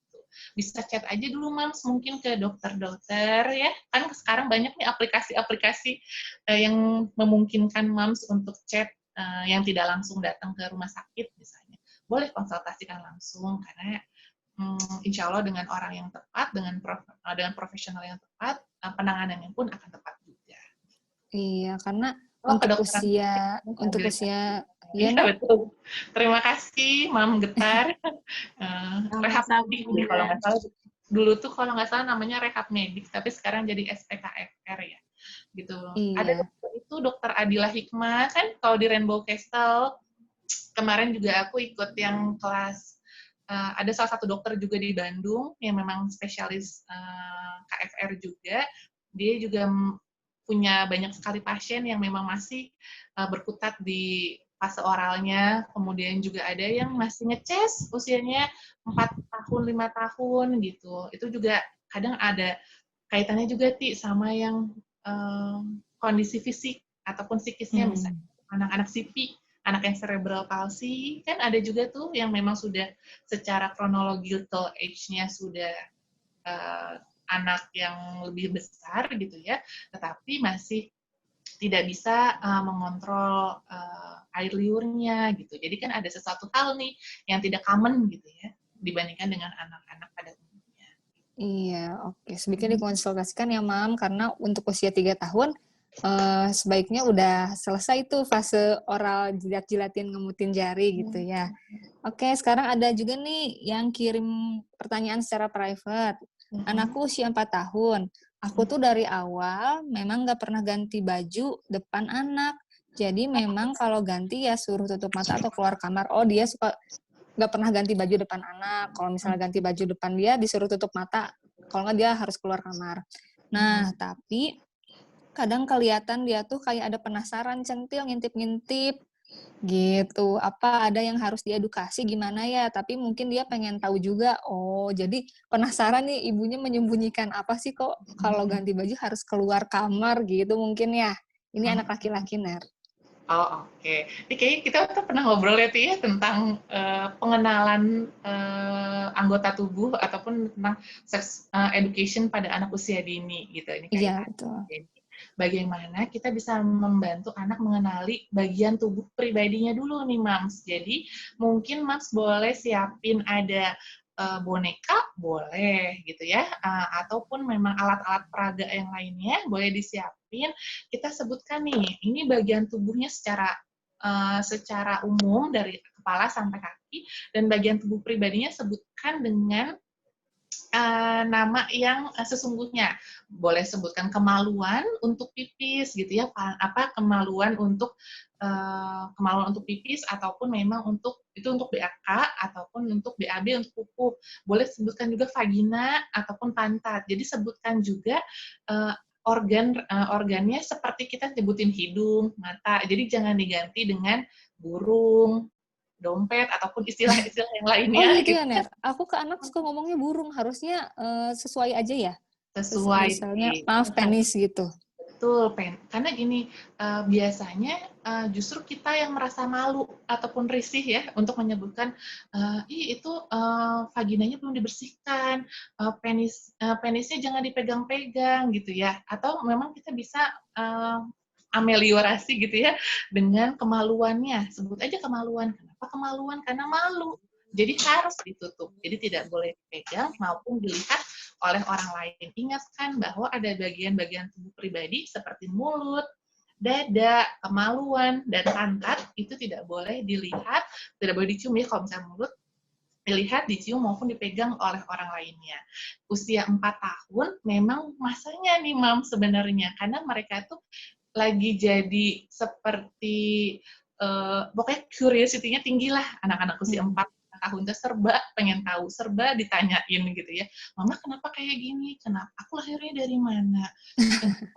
Kenapa kalau aku kayak gini kok kalau adik beda ya? Gitu.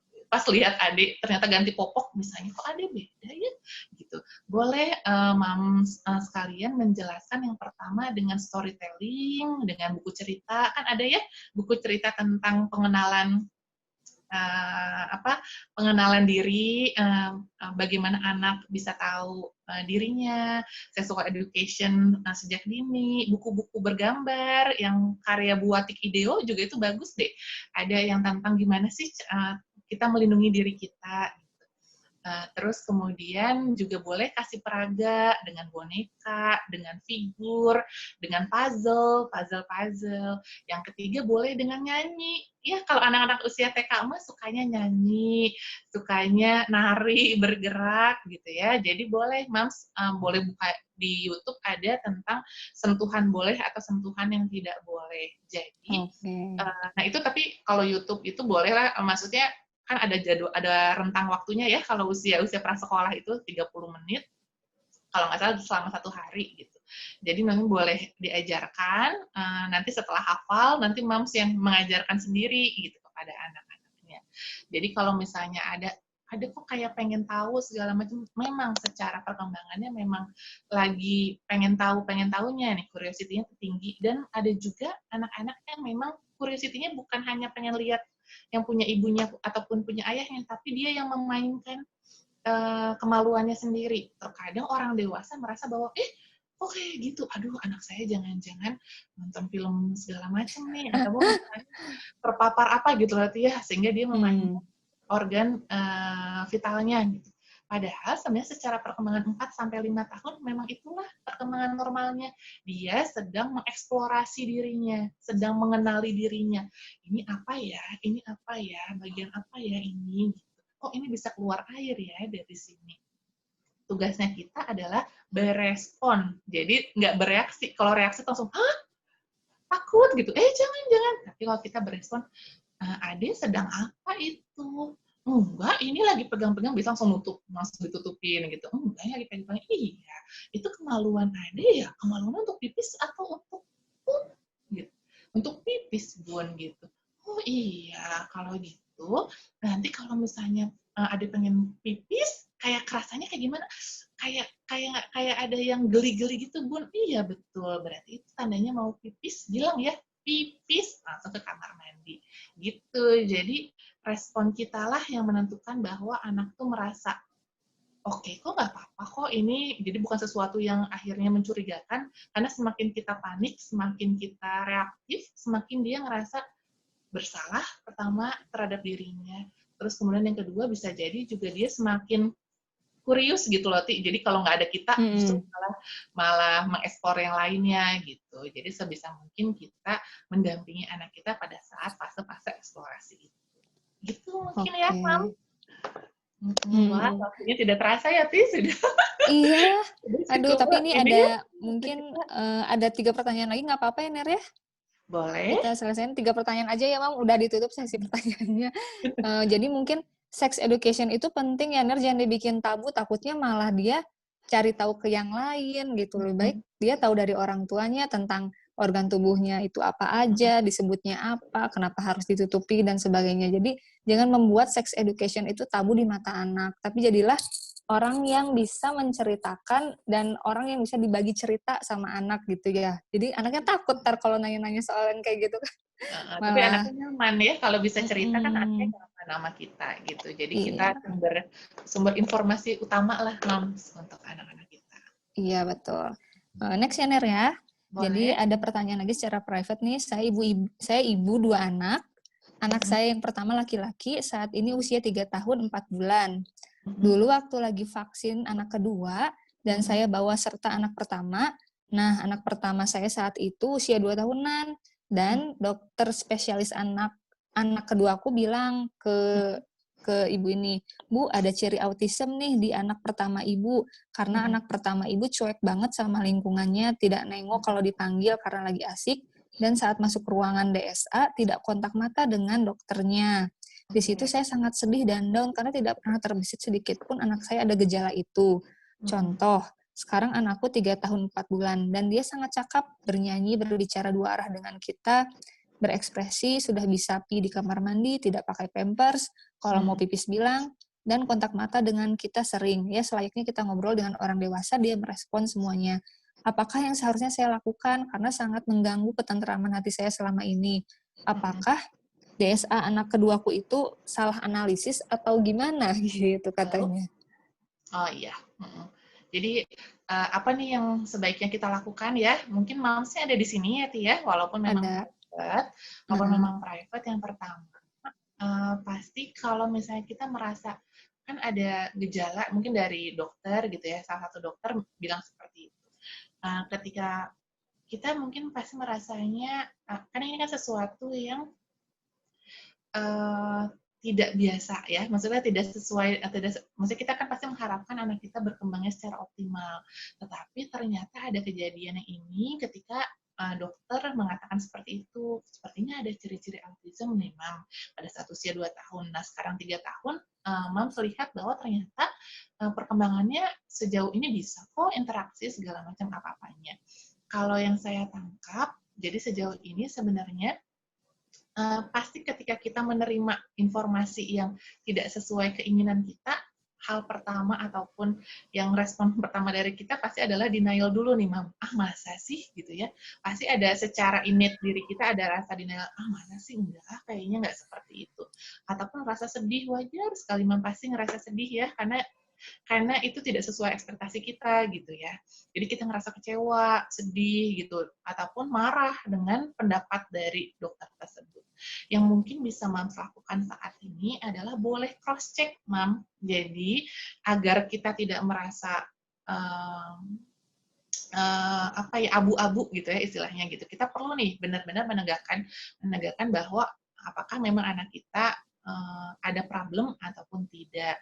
Kita boleh cek dulu pertama, kalau misalnya Mas mau dengan upaya sendiri, betul seperti itu tadi ya, cek 2 mata ataupun ada joint attention atau tidak. Jadi kayak kita ngobrol nih, misalnya aku ngobrol sama Mbak Amalia nih di bawah aku kebetulan, ataupun sama Ati di sebelah aku, matanya kan tetap ke kita ya, ngobrol bareng gitu ya Mbak gitu.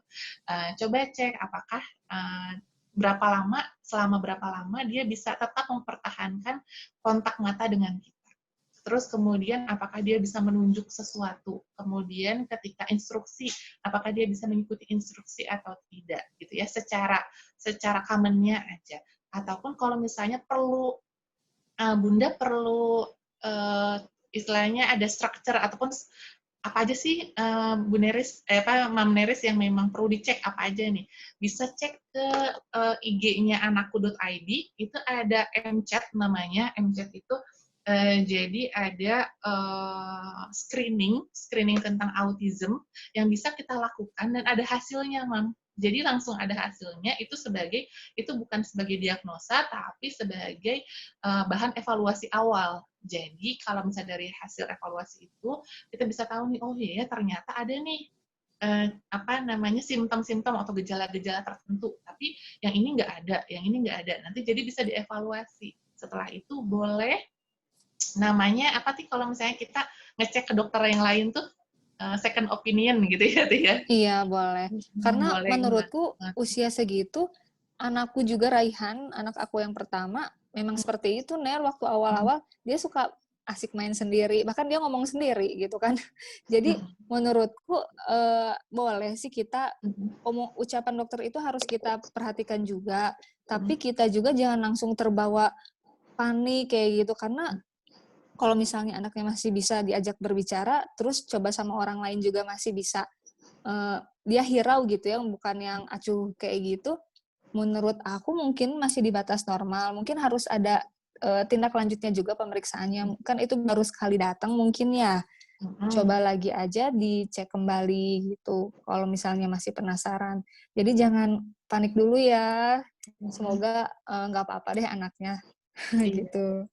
Iya betul, Ti. Jadi mindset di mana kita, karena kan biasanya gini, kalau misalnya pihak profesional sudah memberikan kata-kata itu seperti judgement gitu ya, Ti ya, kepada kita gitu. Sama halnya aku juga pernah datang ke DSA, kemudian ketika berat badan anakku naiknya memang tidak terlalu signifikan, waktu dulu pada saat itu dia kemudian bilang gini, Mams ini hati-hati loh kalau misalnya anaknya bulan depan tidak mencapai berat yang tertentu gitu, kemudian nanti akan stunting.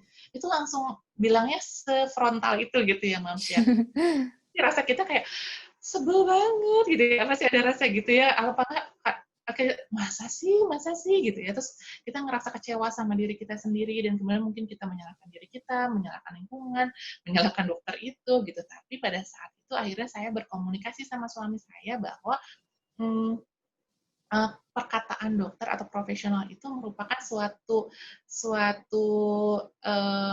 kayak lampu oranye, bukan lampu merah jadinya ya. Kalau Hati-hati ya. hati-hati gitu ya. Jadi akhirnya setelah itu oke, berarti ada yang harus nih aku perbaiki. Aku perbaiki, akhirnya baca lagi buku-buku MPASI, perbaiki responsive feeding, bener-bener jadi belajar lagi setelah itu. Karena sebelumnya memang aku mengakui bahwa agak santai nih gitu, misalnya cara kasih makannya agak santai gitu segala macam. Terus dibenerin lagi porsi dan segala macam apapun nutrisinya. Justru sebenarnya si lampu orange itu membuat kita jadi bertindak lebih gitu ya Tia, sama seperti Iya, tadi betul. moms yang akhirnya dengan informasi dari dokter jadinya bisa memperbaiki gitu apa yang bisa kita lakukan. Jadi growth mindset gitu ya Ti, jadi mindset kita Iya, tetap betul. positif, tetap berkembang untuk kedepannya. Gitu, Mams. Iya, semoga membantu ya, Mams. Ini 2 pertanyaan lagi, nggak apa-apa, gimana ya? Atau Udah jam 5 lebih. dijawab cepat? Dijawab cepat aja ya. Boleh. Yang ada 2 lagi nih, coba ya. Yang lainnya mohon maaf, mungkin nanti bisa lanjut di chat aja. Gimana cara melerai anak yang berantem antar usia 3 dan 5 tahun, rebutan mainan atau bahkan sampai pukul-pukulan? Wah, ini sih aku banget nih. Gimana, Ti? Kalau aku sendiri sih melerai anak-anak, karena mereka itu sebenarnya berantem, tapi mereka tuh sebenarnya saling sayang. Kalau aku suka, ya udah, kalau misalnya mau berantem terus, dipisah aja. Yang satu di rumah nenek, yang satu di sini. Nah, kalau udah dengar pisah itu, mereka tuh langsung tiba-tiba, oh gitu. Tapi itu kan emang sering ke rumah nenek ya, maksudnya. Jadi kayak mereka langsung sedih, langsung maaf-maafan, langsung peluk-pelukan gitu. Jadi mungkin bener nggak sih, Nar? Aku tuh kayak ngancem sih sebenarnya. Ayo dipisah aja ya, sampai akhirnya mereka berpelukan kembali. Kayak gitu sih, Nar, kalau aku caranya. Oke, jadi bahasa yang tadi gimana nih kalau misalnya memang anaknya usia 3-5 tahun berantem terus, sebenarnya itu kalau secara perkembangannya itu lumrah sekali, Ti. Kalau secara perkembangannya ya, usia 3-5 tahun, karena memang mereka masih egosentris gitu, masih belum bisa berkaca pada sudut pandang orang lain. Pasti juga punya keinginannya tersendiri gitu. Dia pengen A, kakaknya pengen B gitu. Ternyata adiknya asalnya pengen A jadi pengen B gitu ya, berubah lagi. Biasanya seperti itu. Tapi pada saat mereka berantem, sebenarnya mereka juga kalau misalnya kita dampingi dan kita lihat sebenarnya kita dampingi itu bukan kita membentak mereka ataupun tidak mengancam segala macam, tapi kita bisa lihat nih biasanya mereka itu juga punya caranya untuk rekonsiliasi ataupun cara untuk berdamai lagi gitu loh, Ti, biasanya. Berantem yang paling penting kita harus masuk ketika sudah ada yang saling terluka. Jadi kalau udah ada saling melukai satu sama lain, sudah merusak barang, sudah jadi melukai diri sendiri ataupun melukai orang lain dan merusak barang, itu kita perlu masuk tuh, perlu jadi negosiator. Tapi kalau misalnya ternyata marah-marah tapi masih aman gitu ya, dalam jangka aman, kita biasanya suka lihat nih sebenarnya mereka bisa juga untuk jadi cara agar mereka bisa tahu cara penyelesaian masalah ataupun problem solving ketika berantem saat itu. Satu pertanyaan lagi yang aku tadi baca, aku jawab cepat aja mungkin ya, Tia. Boleh. Tipe suami yang kaku gitu ya, bener nggak Titi ini? Iya betul, dari Mbak Irsyanti Hashim. Oh, oke. Terlebih kalau lagi nangis deketin papanya malah makin nangis, nggak mau sama papanya. Mau tanya gimana caranya buat ngebangun kedekatan ayah dan anak perempuan. Kadang-kadang ayah bingung karena dia bukan tipe yang bisa manja-manjaan. Ati gimana, Ti? Waduh, kalau aku sih bapaknya sebagai family man ya, Kang Syauki sebagai family man banget. Tapi suamiku juga kan anaknya perempuan, aku kan anaknya perempuan. Ini kan tadi anakku juga main terus sama ayahnya gitu. Kalau biasanya gimana suami sama anak-anak? Iya, sebenarnya ternyata bagaimana cara suami kita berinteraksi dengan anak itu dipengaruhi oleh bagaimana masa kecilnya dengan sang ayah. Jadi aku pun heran yang lihat suami aku tuh kok cair banget ya sama anak. Peluk, cium, segala macem lah gitu ya mainnya. Jadi kayak sohiban banget lah sama anak-anaknya. Padahal aku sama ayahku pun nggak sebegitunya banget gitu. Terus aku tanya, Abah kok bisa sih kayak gitu? Karena aku sama abiku kayak gitu, katanya gitu. Jadi pas aku lihat, oh ternyata harus memang ada historinya, dia masa kecilnya seperti itu, sangat semenyenangkan itu gitu sama ayahnya diajak bermain. Jadi dia pun seperti itu ke anak-anaknya sekarang gitu sih, Ner. Jadi memang basicnya dia itu karena pengalaman masa kecilnya udah kayak gitu, dia juga menerapkannya seperti itu ke anaknya. Kalau dari Deris gimana nih? Oke, kalau misalnya dari pengalamanku juga, kalau misalnya pengalamanku memang suamiku memang justru yang memang sudah tipe yang penyayang juga sama anak-anak gitu memang dari awalnya. Jadi nggak merasa sulit ketika memang punya anak sendiri karena dia sebelumnya suka deket sama keponakan-keponakan yang kecil gitu ya. Nah sekarang pas punya anak sendiri terlebih perempuan seneng banget. Justru malah biasanya kalau sama aku tuh anakku biasanya main, makan, nyusu gitu ya. Sama suamiku tuh jalan-jalan segala macam tuh pasti lebih sukanya sama suamiku karena lebih suka digendong sama suamiku. Nah ternyata kalau menurut suamiku sih sebenarnya kontak fisik dengan anak itu ternyata cukup signifikan membangun kedekatan secara psikis.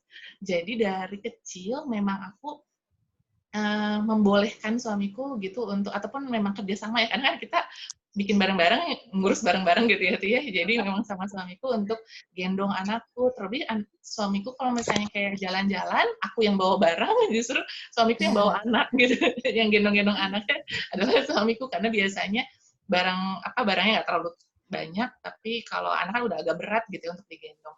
Jadi coba aja Mams untuk memang kasih special time dulu untuk anak. Yang pertama special time.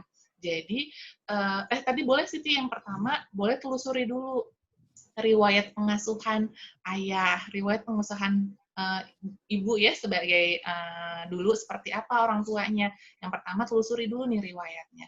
Yang kedua adalah bisa dengan special time. Special time itu ayah benar-benar secara 15 menit aja dulu Bun dimulainya.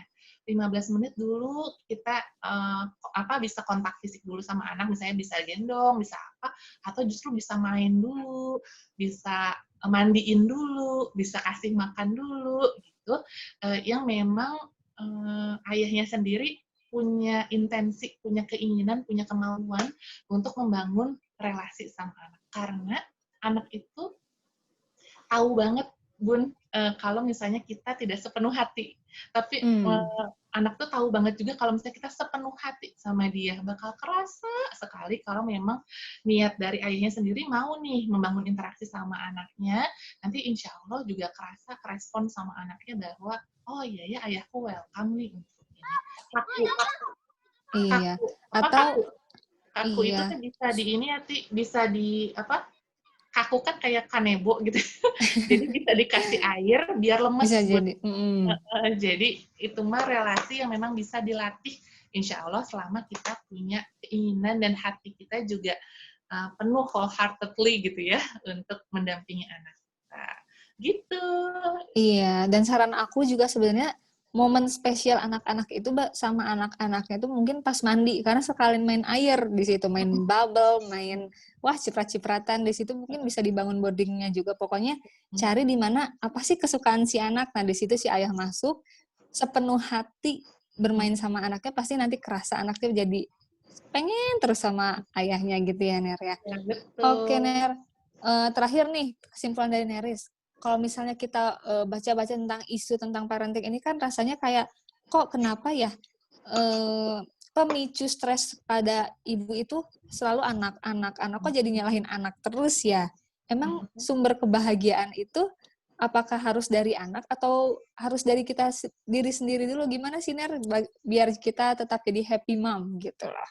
Oke, iya karena memang ini Happy Mom Series, jadi gimana sih sebenarnya agar kita bisa tetap jadi moms yang bahagia gitu ya selama ini. Yang paling pertama adalah kita bisa gini, kadang memang anak kita memberikan reaksi-reaksi tertentu yang mungkin menjadi stresor bagi kita, membuat kita jadi ngerasa tidak nyaman ataupun jadi kepancing emosi kita. Yang paling pertama adalah kita perlu tahu kita bisa setting boundaries ya moms ya. Jadi kita perlu setting boundaries karena yang di luar kita adalah tidak bisa kita kendalikan, tapi yang bisa kita kendalikan adalah diri kita, pikiran kita, perasaan kita, itu yang bisa kita kendalikan. Itu yang paling pertama, setting boundaries.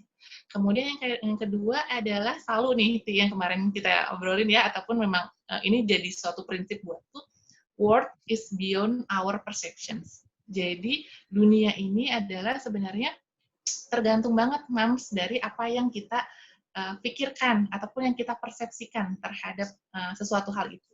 Bisa aja pada saat ini misalnya kita sedang hari ini lagi happy banget gitu ya Mam ya, kita lagi secara fisik, secara psikis lagi terpenuhi banget nih kebutuhan kita gitu, lagi nggak capek, lagi nyaman, abis dapat gaji besar misalnya, atau abis disayang sama suami atau segala macamnya, terus kemudian lihat anak nih lari-larian segala macam, udah gitu terus kita jadi wah aktif banget ya Bun anaknya gitu ya, kayak di IG saat ini gitu.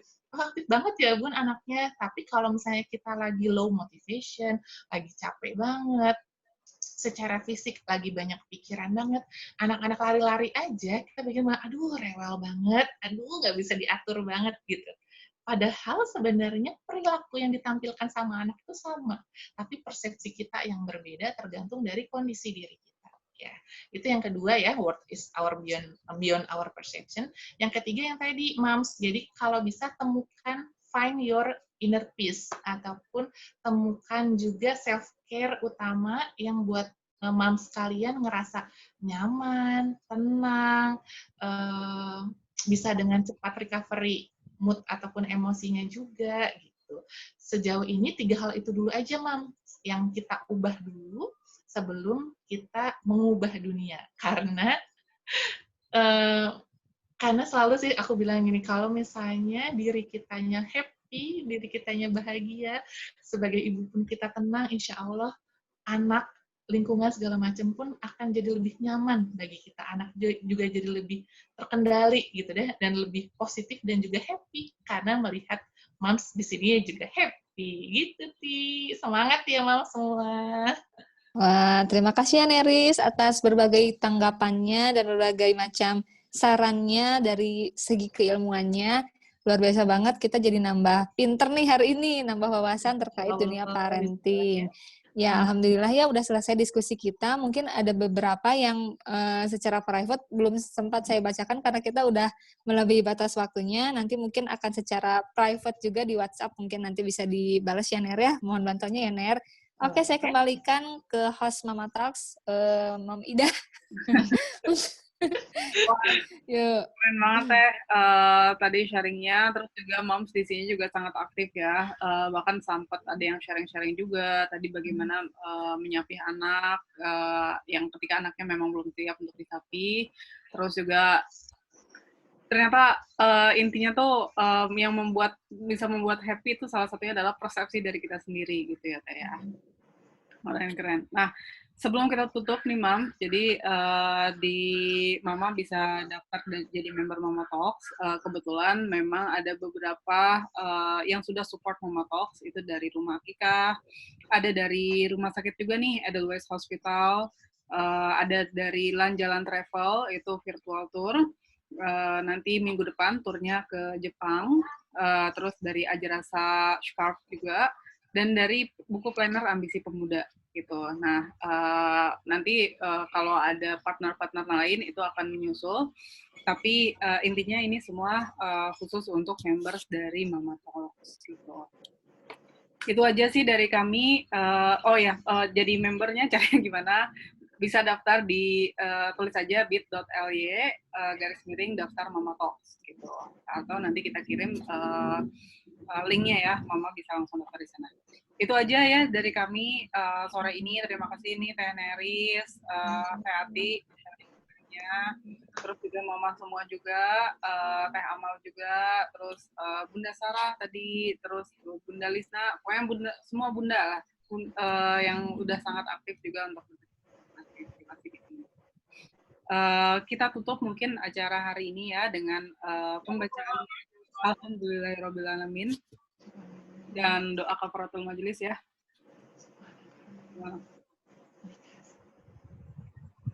Iya. Itu gitu dulu. Terima kasih mama-mama semuanya. Insya Allah nanti kita sampaikan kalau misalkan ada jadwal kajian selanjutnya. Tetap di grup. Nanti jadi grup itu sebenarnya memang untuk pusat informasi kita semua. Ya. Terima kasih semuanya. Assalamualaikum. Waalaikumsalam. Sampai jumpa semuanya. Terima kasih. Waalaikumsalam warahmatullahi wabarakatuh. Terima kasih semua. Terima kasih. Ya, oh pipis.